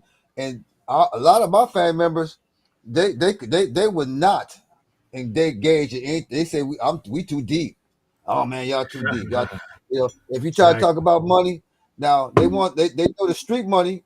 I understand that, and there's a lot of good, smart people that know the street. I understand that they can make a lot of money off the street. Yes, they can, but that's going to be taken out in a minute. I think that is my opinion with cybersecurity, the new wave of surveillance that's coming. It's going to be hard for these people to get away with what they once got away with. Trust me, Drive On. These boys right here, they know about that. They already been putting us on game. That's why I was talking with them about that. Yeah. What Drive On? I've been looking at China. If say like you are in New York, if you jaywalk in China, they got a system that recognizes your face. Then they will charge you and draw the money out your banking account. Yep. It's social credit score. Right. Social credit score, yes. You get fined that day. Now, would you think that now people I can't speak for myself because I don't know everything about how to, but say your credit. You get people who know how to fix people's credit. This is a market right there for it because your credit score will determine your existence in a few. That's right. Because China is actually, like you said, you can even not even have your face. They could tell by your walk of who you are, by just your algorithm, by because I don't know, brother. You remember we did that show a long time ago called The Array of Things, where they would monitor people. Right. Yeah, they were monitoring you, and we didn't know it back at the time, but they had it at the in Chicago. University of Chicago. University of Chicago. Well, right. Yeah. Well, that's what they doing with AI in Africa. Yes. They doing that. So here you got mathematicians getting $2 an hour looking at AI, all type of graphic AI, sex, everything, and they feed it into AI through the system, looking at pictures. This is wrong. This is right. That's their job. They're sitting there getting $2 an hour doing AI. Now, how can we make jobs like that here for people if they doing it? Well, the company's name is Meta. The one was doing the glasses. Meta, yeah, I see. Yeah, I see the glasses. Them the one who paying these people $2 an hour. Wow. So the thing is, what we have to look at is the investment. Do they do dividends? Because I'm not going to invest into a company that don't do dividends. Since y'all are cutting edge, and let's just say we you know, y'all in the game, what y'all suggest that people like us who trying to get in, what should we be trying to invest in as right now? What you would think we should go to? Well, that's what I'm pulling up information. I've been doing that today. So I haven't verified these companies yet, but you have companies already set. Chevron is one because they like 4 point something on their investment. But they give you dividends. I'm looking at companies that give dividends. Well, I mean, you think we should get an investment club like for y'all? Like, okay, say we get a few more fellas in. Yes. Why, I'm looking at y'all. Y'all look like y'all Yes. is in tune to lead us to the right well with this. I mean, if y'all want to start an investment club, maybe we should just put something together. And I mean, I'm not the brightest one in the bunch here. Y'all come up with the idea of what we need to do, and I'll be down on something because I'm gonna be honest with you. Everybody got their own expertise. This is definitely y'all. So I see it as where should we go to invest? Y'all give us the idea. Let's create an investment club then. I'm back. I'm sorry about that. What were you asking me? Well, we talking about create an investing club. And what y'all talk between what you and my brother here saying, I'm like, okay, y'all like the spearhead of what's happening. Y'all lead us to the well. What company should we try to look at that follows the protocols of what y'all saying? Well, let me say this much. Let me talk a little bit about investment, Brother Drybone. Mm-hmm. Right. So when I think in terms of investment, there are way more elements from investing perspective than just monetary investment. For example, I've been rocking with Dr. Juice for a minute, and when I look at and I look at it the way I like the Europeans, they have a respect for and a value of intellectual property. In America, we really don't have the level of value for intellectual property. So I had Dr. Juice to calculate if I was working for KPMG, right? My bill rate was they pimped me out at $500 an hour. So when I was a consultant, now keep in mind, KPMG, KPMG is the fourth largest consulting firm in the world. Very, very few black people get a chance to be at that level, right? So they were billing me out. KPMG, right? You got KPMG, you got Deloitte, you have Ernst Young, and you have Accenture, and you have Deloitte. Those are the big four. What, Deloitte and Tush? Yes, Deloitte. Yeah, my son worked for them. Right. So when in the business, in the industry, when I tell somebody that I work for KPMG, you don't supposed to ask me no more about my qualification. That's the corporate military, period. That's on that level, right? So so I had Dr. Juice to do the numbers. I've been very faithful in terms of my contribution to this organization, to Dr. Juice organization. I think we came up with, we did this last year. So in terms of my time, it was well over $500,000 bill rate with the time that I put in for my intellectual property. Yeah, I appreciate that, Dr. Juice. Read that. What does it say, Dr. Juice? You read a little bit of it so everybody know. A lot of people don't know about at this level.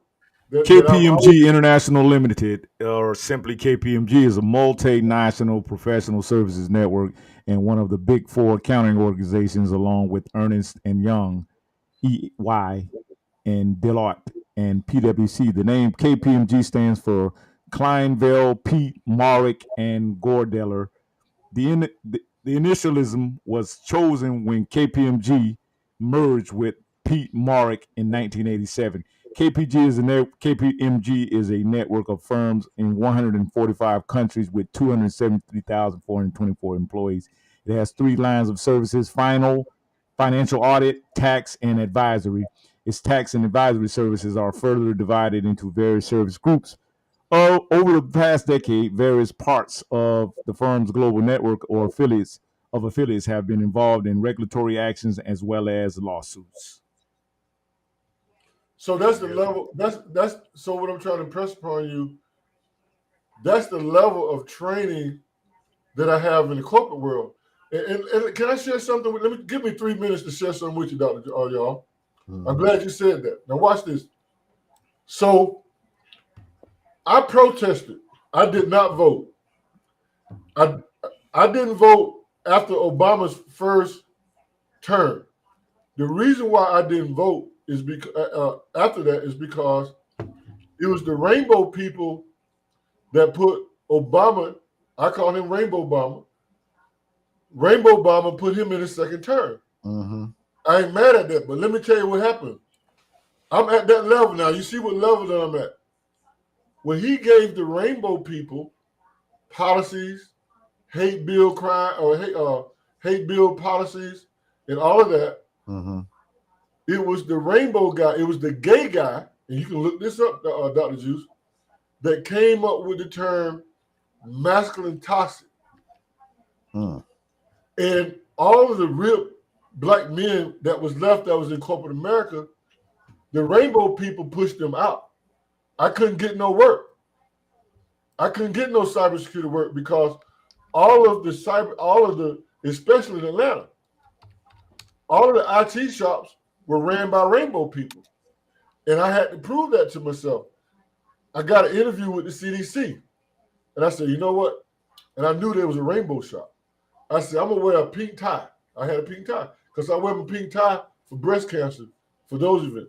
I said, now I'm going to wear my pink tie to this interview. And sure enough, CDC offered me $90,000 a year by the rainbow people. And they kept telling me, and I got receipts. The rainbow people all this time was telling me, well, you're not a good fit. You're not a good fit. And I thought it was a black thing. It wasn't. No, they said I wasn't a culture fit. And I thought they were talking black. What they were really telling me, gentlemen, is that I wasn't rainbow. I wasn't rainbow. So I protested this election. I protested because it was the rainbow people who were anti-black men. So the DEI program, the black woman benefited from it, but the DEI program was weaponized against the black man in corporate America. What do you think about that? Makes sense to me. Now you didn't vote for. You was going. You okay? So I'm getting. Let me correct me if I'm wrong. You would have voted Democratic, but you didn't vote at all because you don't like the Republican Party side of things, or how that works. My history. So my education was done under Ronald Reagan because I was in the Air Force. So I voted for Ronald Reagan in my early 20s because, again, most of my education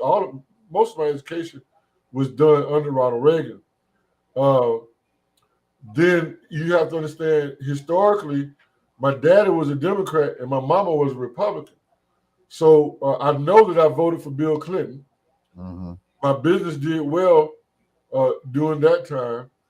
And then I voted Democrat all the way up to Obama. But after Obama's first term, I stopped voting, period. I started. And let me clarify too. I stopped voting. I didn't vote again to this year. So I haven't voted. I voted for Obama the first term, but that was it. I haven't voted since then. Them jokers hit me up and called me and sent me letters and text me and was harassing me. Hey, Clem, we noticed you haven't voted since 2000. I'm like, man, so what, bitch? Who keeping up with all of that? They called you. They literally called me and told me when the last time I voted. I was like, man, y'all really doing it like that? I went through it too. They called me also. And wanted to know why I wasn't voting. I say, bitch, because I say, show me the money, bitch. That's why I ain't voting. So nobody showed me the money. So here's when I was challenged, they said, oh, you're not voting? I'm saying I served my country so that I have, first of all, the Constitution says that I have the right to protest. And you can't tell me how to protest as long as I'm not breaking the law. So when people would ask, well, did you vote? Yeah. And if I said, yeah, I voted, that's the end of the conversation. But this election, when I say, oh, hell no, I'm voting for my bank account. Now they want to engage me on both sides. They want to engage me. So that was a greater voice for me than to go down there and vote. I was able to articulate my position as a black man, why I didn't vote. And I don't mind telling anybody. And I tell you one thing, now, I don't know what it's going to take to get me back to Democrats. I can't do it. But if I mess around because I'm a technology company, and I'm not looking for government work, even though I would take it. The government. See, that's another thing as a black man, right? From business perspective, there's really two venues for us to make money. That's government contracts and private contracts. No doubt. No doubt. But I took it to another level. I'm international. So I'm not really, right now as a business, I'm not really focused on domestic work. If I get it, I'm happy. That I just had to take a phone call on that. But I'm more focused on my international work right now. You see what I'm saying? Now, if the Republicans, if I get a contract, if they make it easy for me to get a contract in these 4 Trump years, I'm going with J.D. Vance. If I get a contract, if Elon Musk with all of this efficiency and then with my expertise in robotics, AI, law enforcement, if I get a contract and I can attribute it to them making it a pathway for me as a black business owner, okay, then yeah, I'm gonna rock with it, bro. I'm gonna rock with it. If they don't, that's okay too, because I planted seeds internationally years ago that they're growing now. So I don't care. I don't care. But let me play something, y'all, real quick. Go ahead, D. Go ahead, D. Real quick. I would tell Drabone, because a lot of people don't, people don't know. I have an electronic engineer and technical management, and I went to Cisco school, and I worked in the backbone of the second generation of the cell phone. I was a high-end senior telecommunication in fiber optics. I do the optic carrier wave. I work with stuff like Star Trek stuff. I didn't work with the same stuff. People would never see what I saw. Especially in our community. It just, we wasn't there. It's not like we were smart enough, but when we talk about bootlegs, your oppressors, they would not allow other engineers. I kind of slipped through the door. They looked at me like, oh, what you doing here? Even though I have the degrees with me, but what I got, oh, you got honest eyes. It's qualifications, they didn't say nothing. Well, you got honest eyes. So what type of people judge you from your eyes and your skin color? And that I went through the same training they went through. And I work aside with a lot of Navy guys. And the guys that taught me engineering came from the Air Force. And my aerospace studies came from Tuskegee Airmen. Tuskegee Airmen taught me in my aerospace. Yes. And see, that's some of my history. That's my history. Excellent. That's why I be telling a lot of women, they be around here talking about, I can't find a good man. That's a good history. You can't find a good man that wants you. that's gonna put up with you. Hey, let me play something real quick, man. Yeah, that's it right there, bro. It's a lot of good men. Look at it. We got 4 good men up on this platform right now. Yeah, So they something else. But we're gonna get some women on this call. I'm gonna tell hey, someone well, come on here God, because I was telling Professor that today. I said, God, we need more women participation. But I'm gonna see, get you gotta get some brave hearts now. Drop on. You know, you got a bunch of them on your platform. Drop they on your something else. connection. You got a bunch of them. They something else, boy. Yeah, they'll bring that work. They'll bring that work. Let me play something real quick, y'all. If y'all ain't been paying attention, a lot of these jokers coming down to kiss the rain, man. They coming down to kiss the rain, y'all. Let's tap in. The threat of tariffs by the United States. This prime minister is just too weak. He is too weak to protect our economy against Donald Trump's threats. Face an unprecedented threat from President Trump's potential tariffs. And what is the state of things here in Canada? Our economy is weakened. Our borders are weakened. Our military is weakened. And most of all, our Prime Minister is weakened.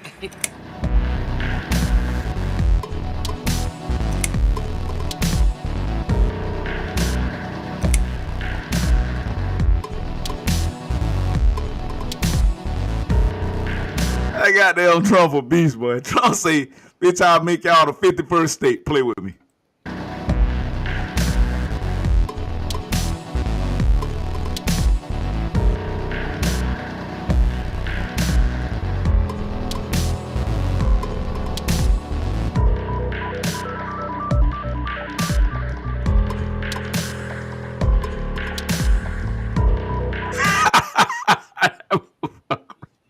Well, they got funny to me, though. I don't care what nobody say. That's my dude, man. That's my dude, man. Trump is my dude. That's a good one.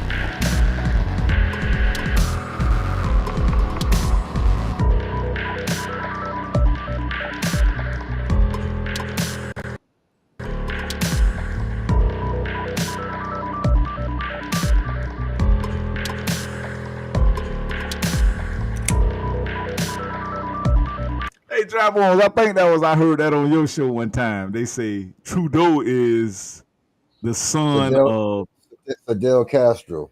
Fidel Castro. They say Fidel Castro of Cuba is his daddy. Yeah. Wow. Yeah.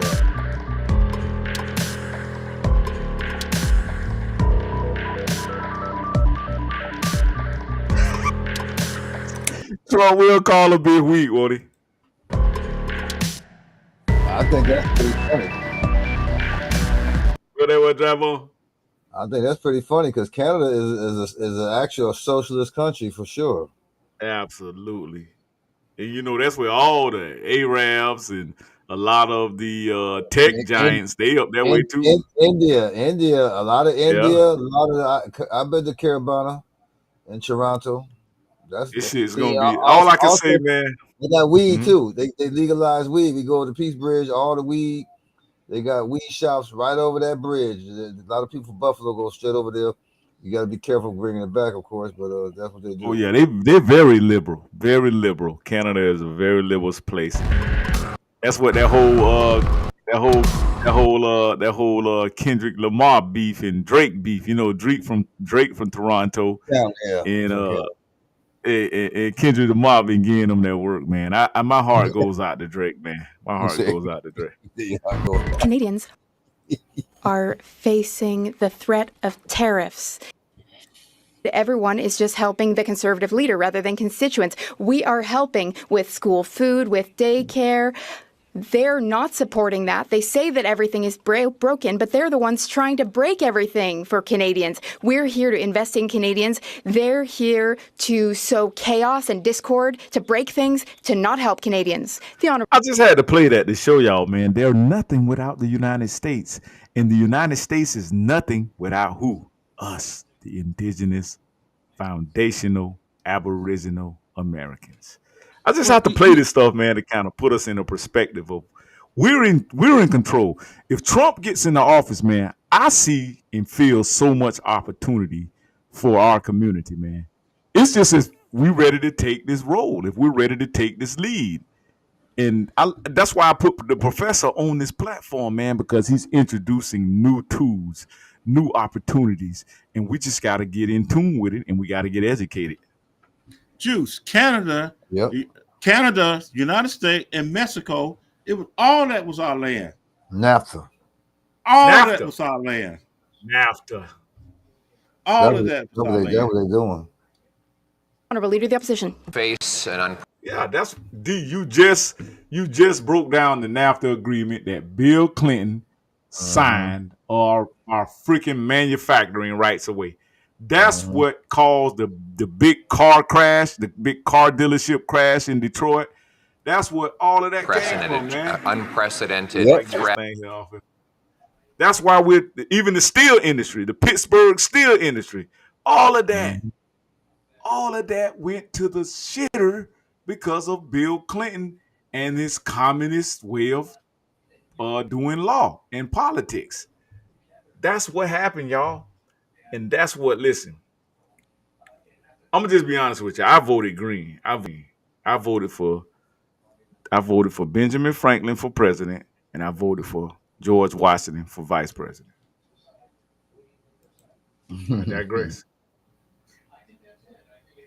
Cause I'm trying to eat, man. I got grandkids, man, and I'm trying. Listen, I don't know about none of.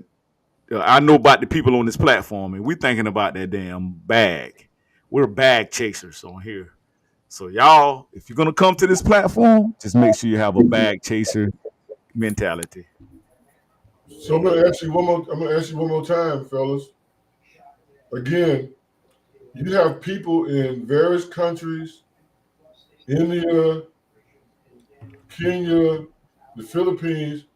These people have high-tech degrees, they have engineering degrees, they have mathematics degrees, and they're being paid $2 an hour. Look that up, Dr. Juice. They're being paid $2 an hour to do AI work. So I'm going to ask you the same question that I ask y'all every day. If black men, I'm talking about black men because, see, the black woman, she got the same problem that we had when Obama went in office. Now she gonna have the same problem. But the question is, brothers, how are you going to make money? What does yours, in other words, can you articulate your economic value in this society right now? Can you articulate your skill sets that makes you valuable in this mainstream society right now? That's the question that I always ask. What are your skill sets? What is your level of education to function in a knowledge-based society?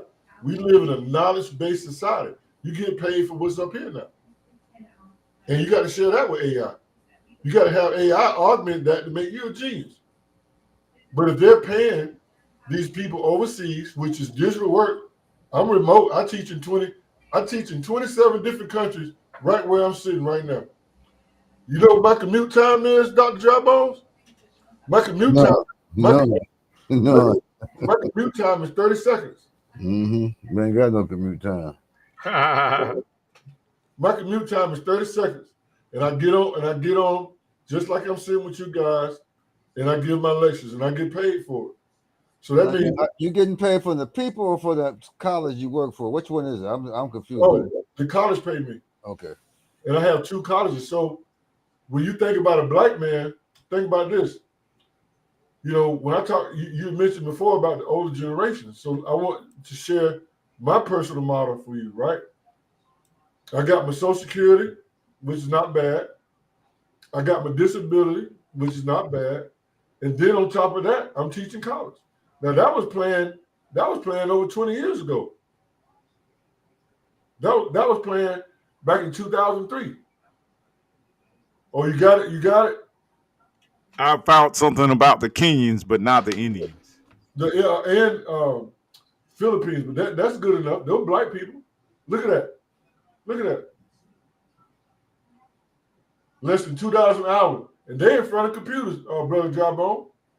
So how much would they pay somebody here to do that? They wouldn't. That's why they're paying them. So then how you then okay, so then where the jobs will come from? Because you're talking about getting money. So how would the jobs be? They won't be no jobs here because they subcontract out of the country. You're gonna have to be creative. Let me give you another example. Give me an example. So Dr. Juice, do you have anything on my daughter business? The what business? I can pull up the Instagram or Yeah, let me see. Or the TikTok. I'll show you young people one of the businesses that my daughter and I have. Your business, in my opinion, if you don't have some sort of digital business or digital operation, I don't know how it's going to work. Because you got people over here already. Look at the millions of people that's over here. They're willing to do labor work. I've had Mexicans working for me for 20 years. I got a ranch. I got Mexicans working on my ranch. So the labor is out. That's why I said the black man is obsolete. What kind of work you gonna do, Dr. Drybone? What are you gonna do? If you're a black man over 50, most of the brothers that I've seen that I grew up with that used to be, pimps and hustlers and drug dealers, they bishops and deacons and prophets and all of this stuff. That's how they making their money. They pimping in church. Now that business right there, that's an influence business that my daughter and I, we're partners in. We get paid to eat. We get paid to eat. That influencing business is crazy because we look at it from an advertising perspective. People are not watching television anymore. And look at the commercials look at the Super Bowl commercials, how much money did they make? That's on the high end. But when you look at advertising, when you look at marketing, and when you're looking at influencing, that's where it is right now. My daughter makes a lot of money doing that.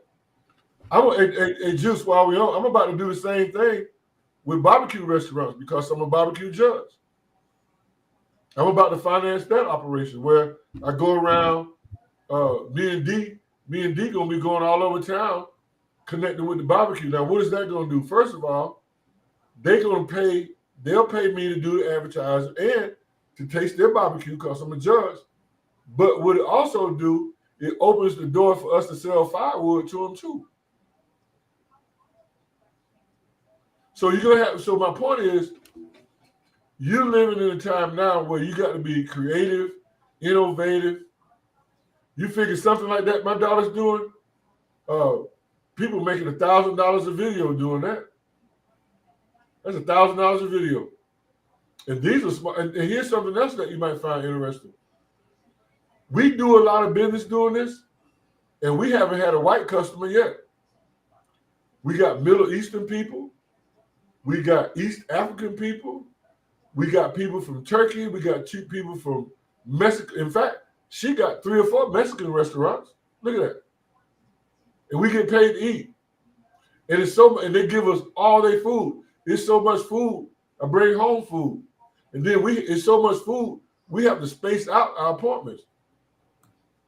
Look at that. Influencers is big business. Look at that.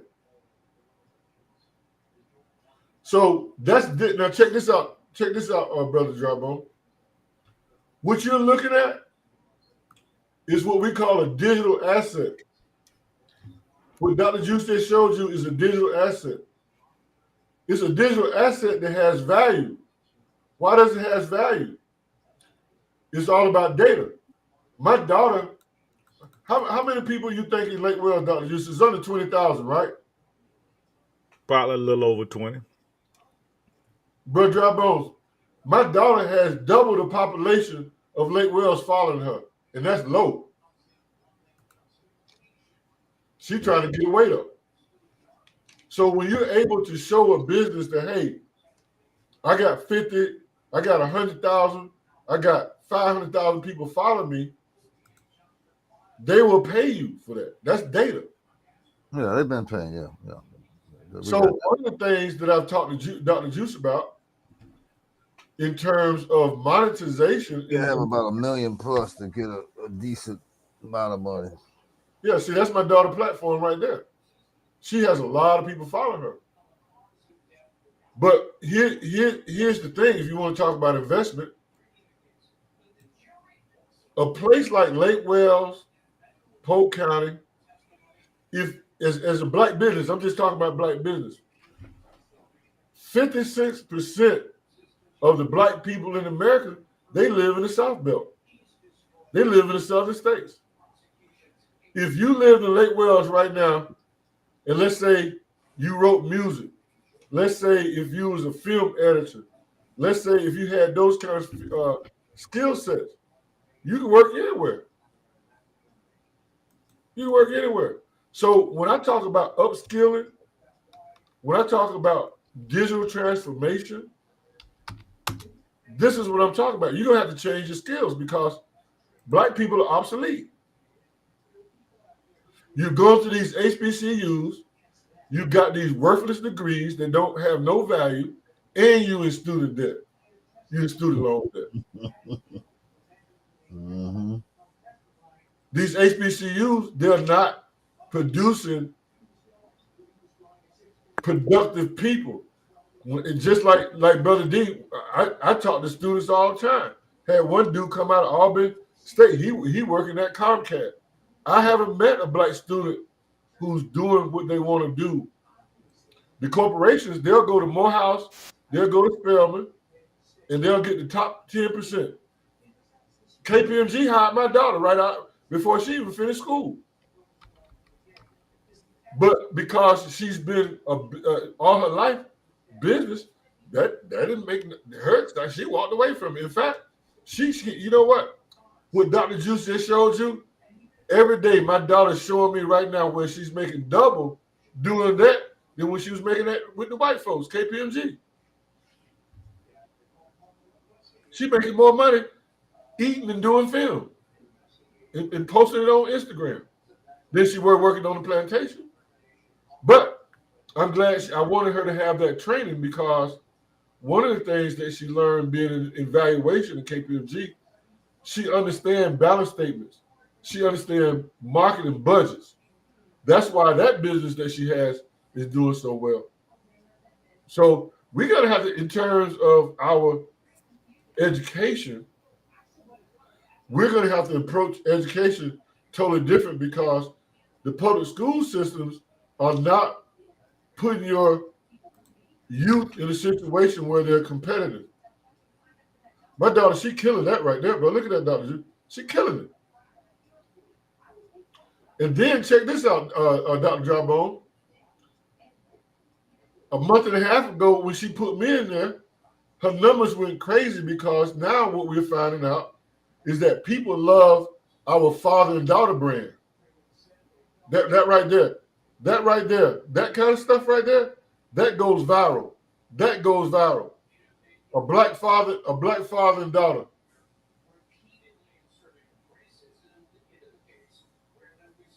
Where that's at?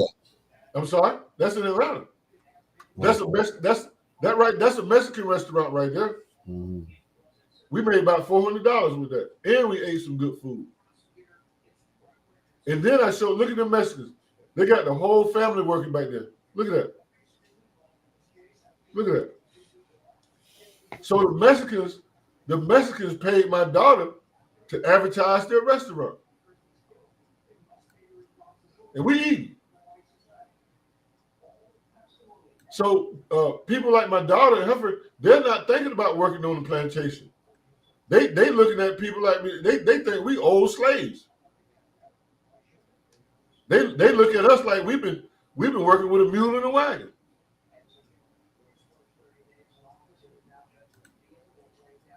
And guess what? Brother Dry Bones? Mm-hmm. She's producing that content with an iPhone and a $20 tripod. No, I believe it. But they do that everywhere, bro. People, haven't you been to Miami, man? People walking around with them damn things all damn day, going to restaurants. That's normal. That's so what I'm saying. That's normal, man. What your daughter doing? I'm not against it, but that's like everybody doing that, man. You can go on YouTube and see 1,000 people doing the same thing. Everybody's not making money. Man, there's people making money and people ain't making money. I don't know what your daughter do. I'm not here to judge what your daughter do. I'm just saying that's not going to sustain a whole bunch of people eating food. I don't see that being I don't think it's. I think it's a fad that young people are doing, and it's only going to last so long. How long you can eat the same thing? No. That's where I'm at with it.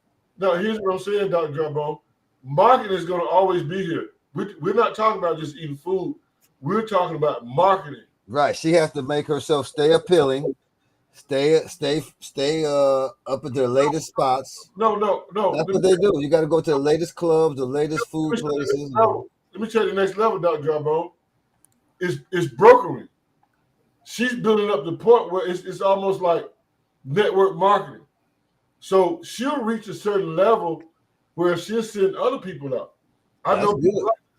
That'd be good. She could send a whole family out, but I think it's that's pretty much the way they're doing it now. I mean, as long as if she can get about, I don't know how many hits she get, but she got to get at least like that dude get the Try Guy. You got to at least get about 500,000 hits to get a decent check, bro.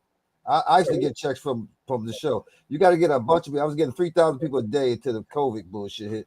You got to get a bunch a day. I think that's it. I think we're saying the same thing, fellas.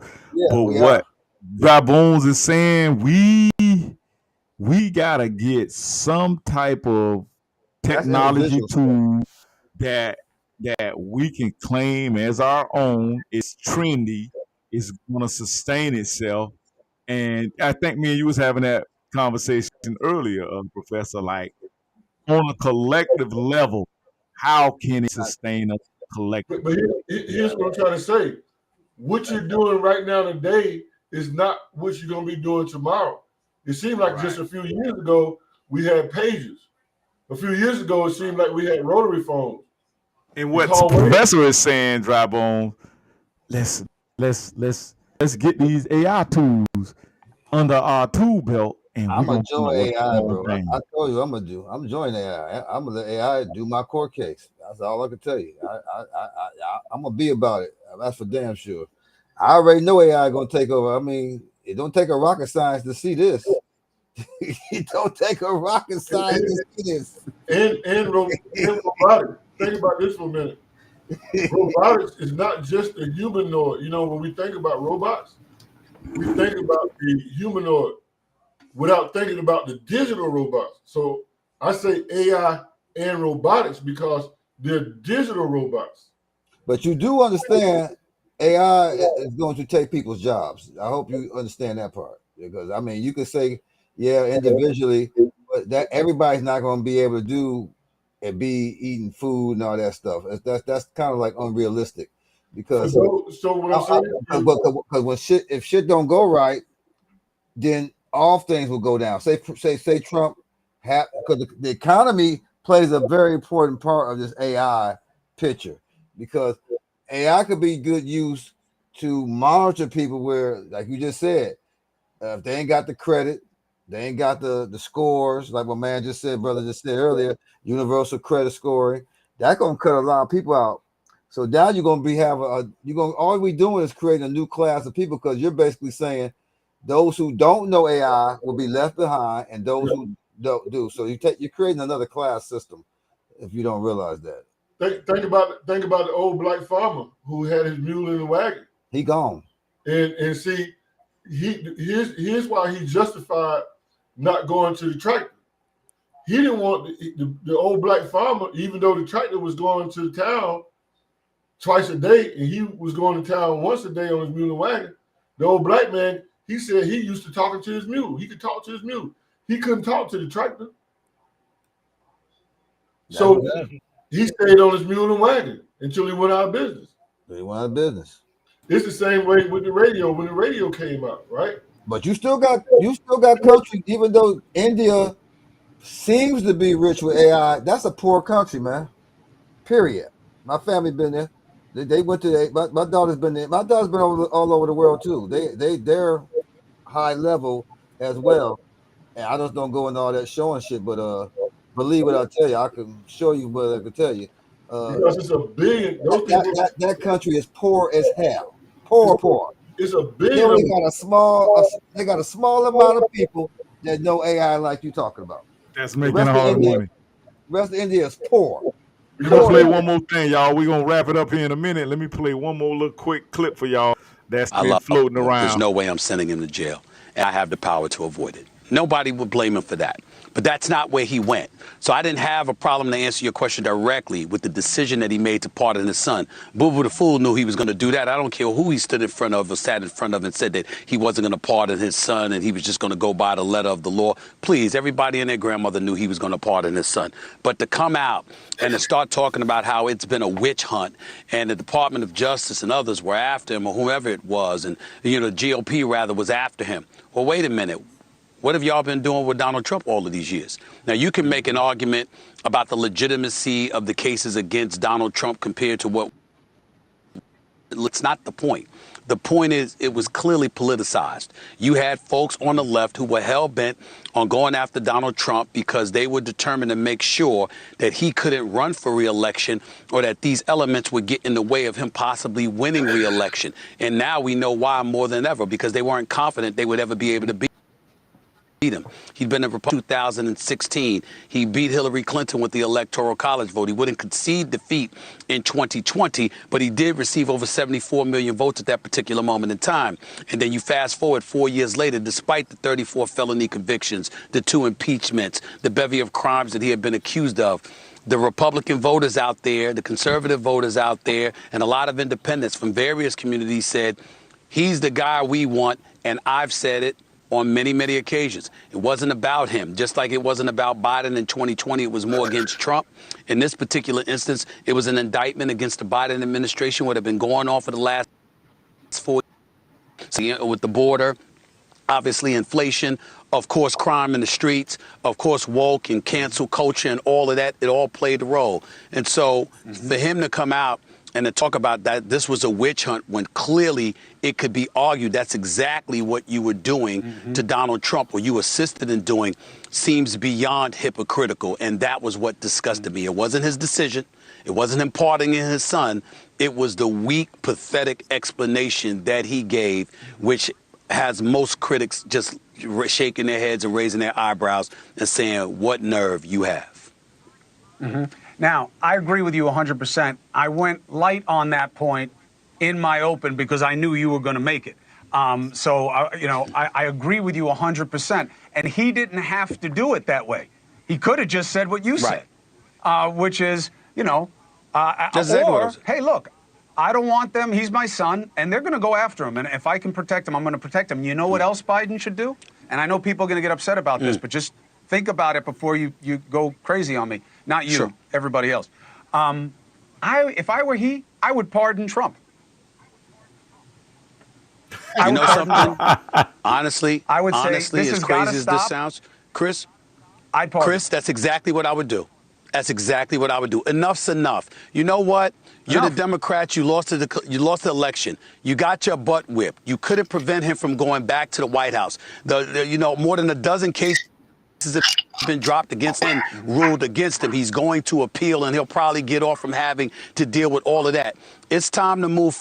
You that Trump sit back and judge what he does. Guess what? You got a midterm election in 2 years. Are you going to be ready if you're the Democratic Party? You should be. You know, he's going to be the presidency for 4 years. You're going to be able to judge every single act that he does. March forward, move forward. You know, Gerald Ford he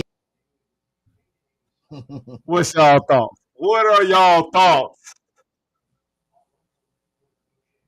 What are y'all thoughts on that? Should he pardon Trump and let's just squash this shit and let's get on and move on with America and make America great and fine and peaceful again? Very interesting take. Won't happen, but yeah, great idea. But first of all, that's interesting that everybody should have known he was going to do it. I mean, you know, that's your son. You know, he got to go. But yeah, pardon Trump would be a noble idea, but it won't happen. It won't happen. And I play this stuff. Go ahead, Foss. No, you know what I'm going to say. Anytime you make comment, I'm always asking, how is that particular case is going to empower us economically as black men? Oh, it's going to hell of an empower us in economic because you got to understand, Professor, the party that's going to get ready to exit the White House, that part was against you, black economics. And that's what our whole take is tonight about black economics. They're not trying to allow you to have black economics. They're not trying to help you, encourage you in black economics. They're going to tell you, oh, go holler at the SBA, yada, yada, yada, yada, yada, yada.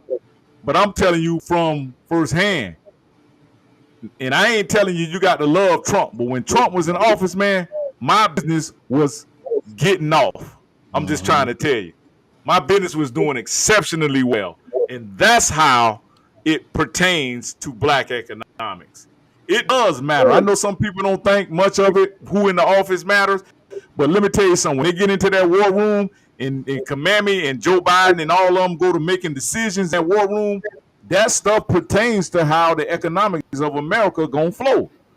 They may say, oh, well, it depends on what the congressmen say. House of Representatives, no bullshit. All of them answer and report directly to the chief of the damn United States and the vice chief. But I would respect that. But as a labor force, black men are obsolete. You're obsolete. Not when you're in your own business. Why when you're doing your own business? Very small percentage. Only you saying labor force. I get it. Labor force. You're right. You're absolutely right. You can pull this up. You only have 3% of black businesses right now. Only 3%. 97% work on the plantation. That's what they report now. But them 3% is already they're millionaires. They're millionaires. That's fine.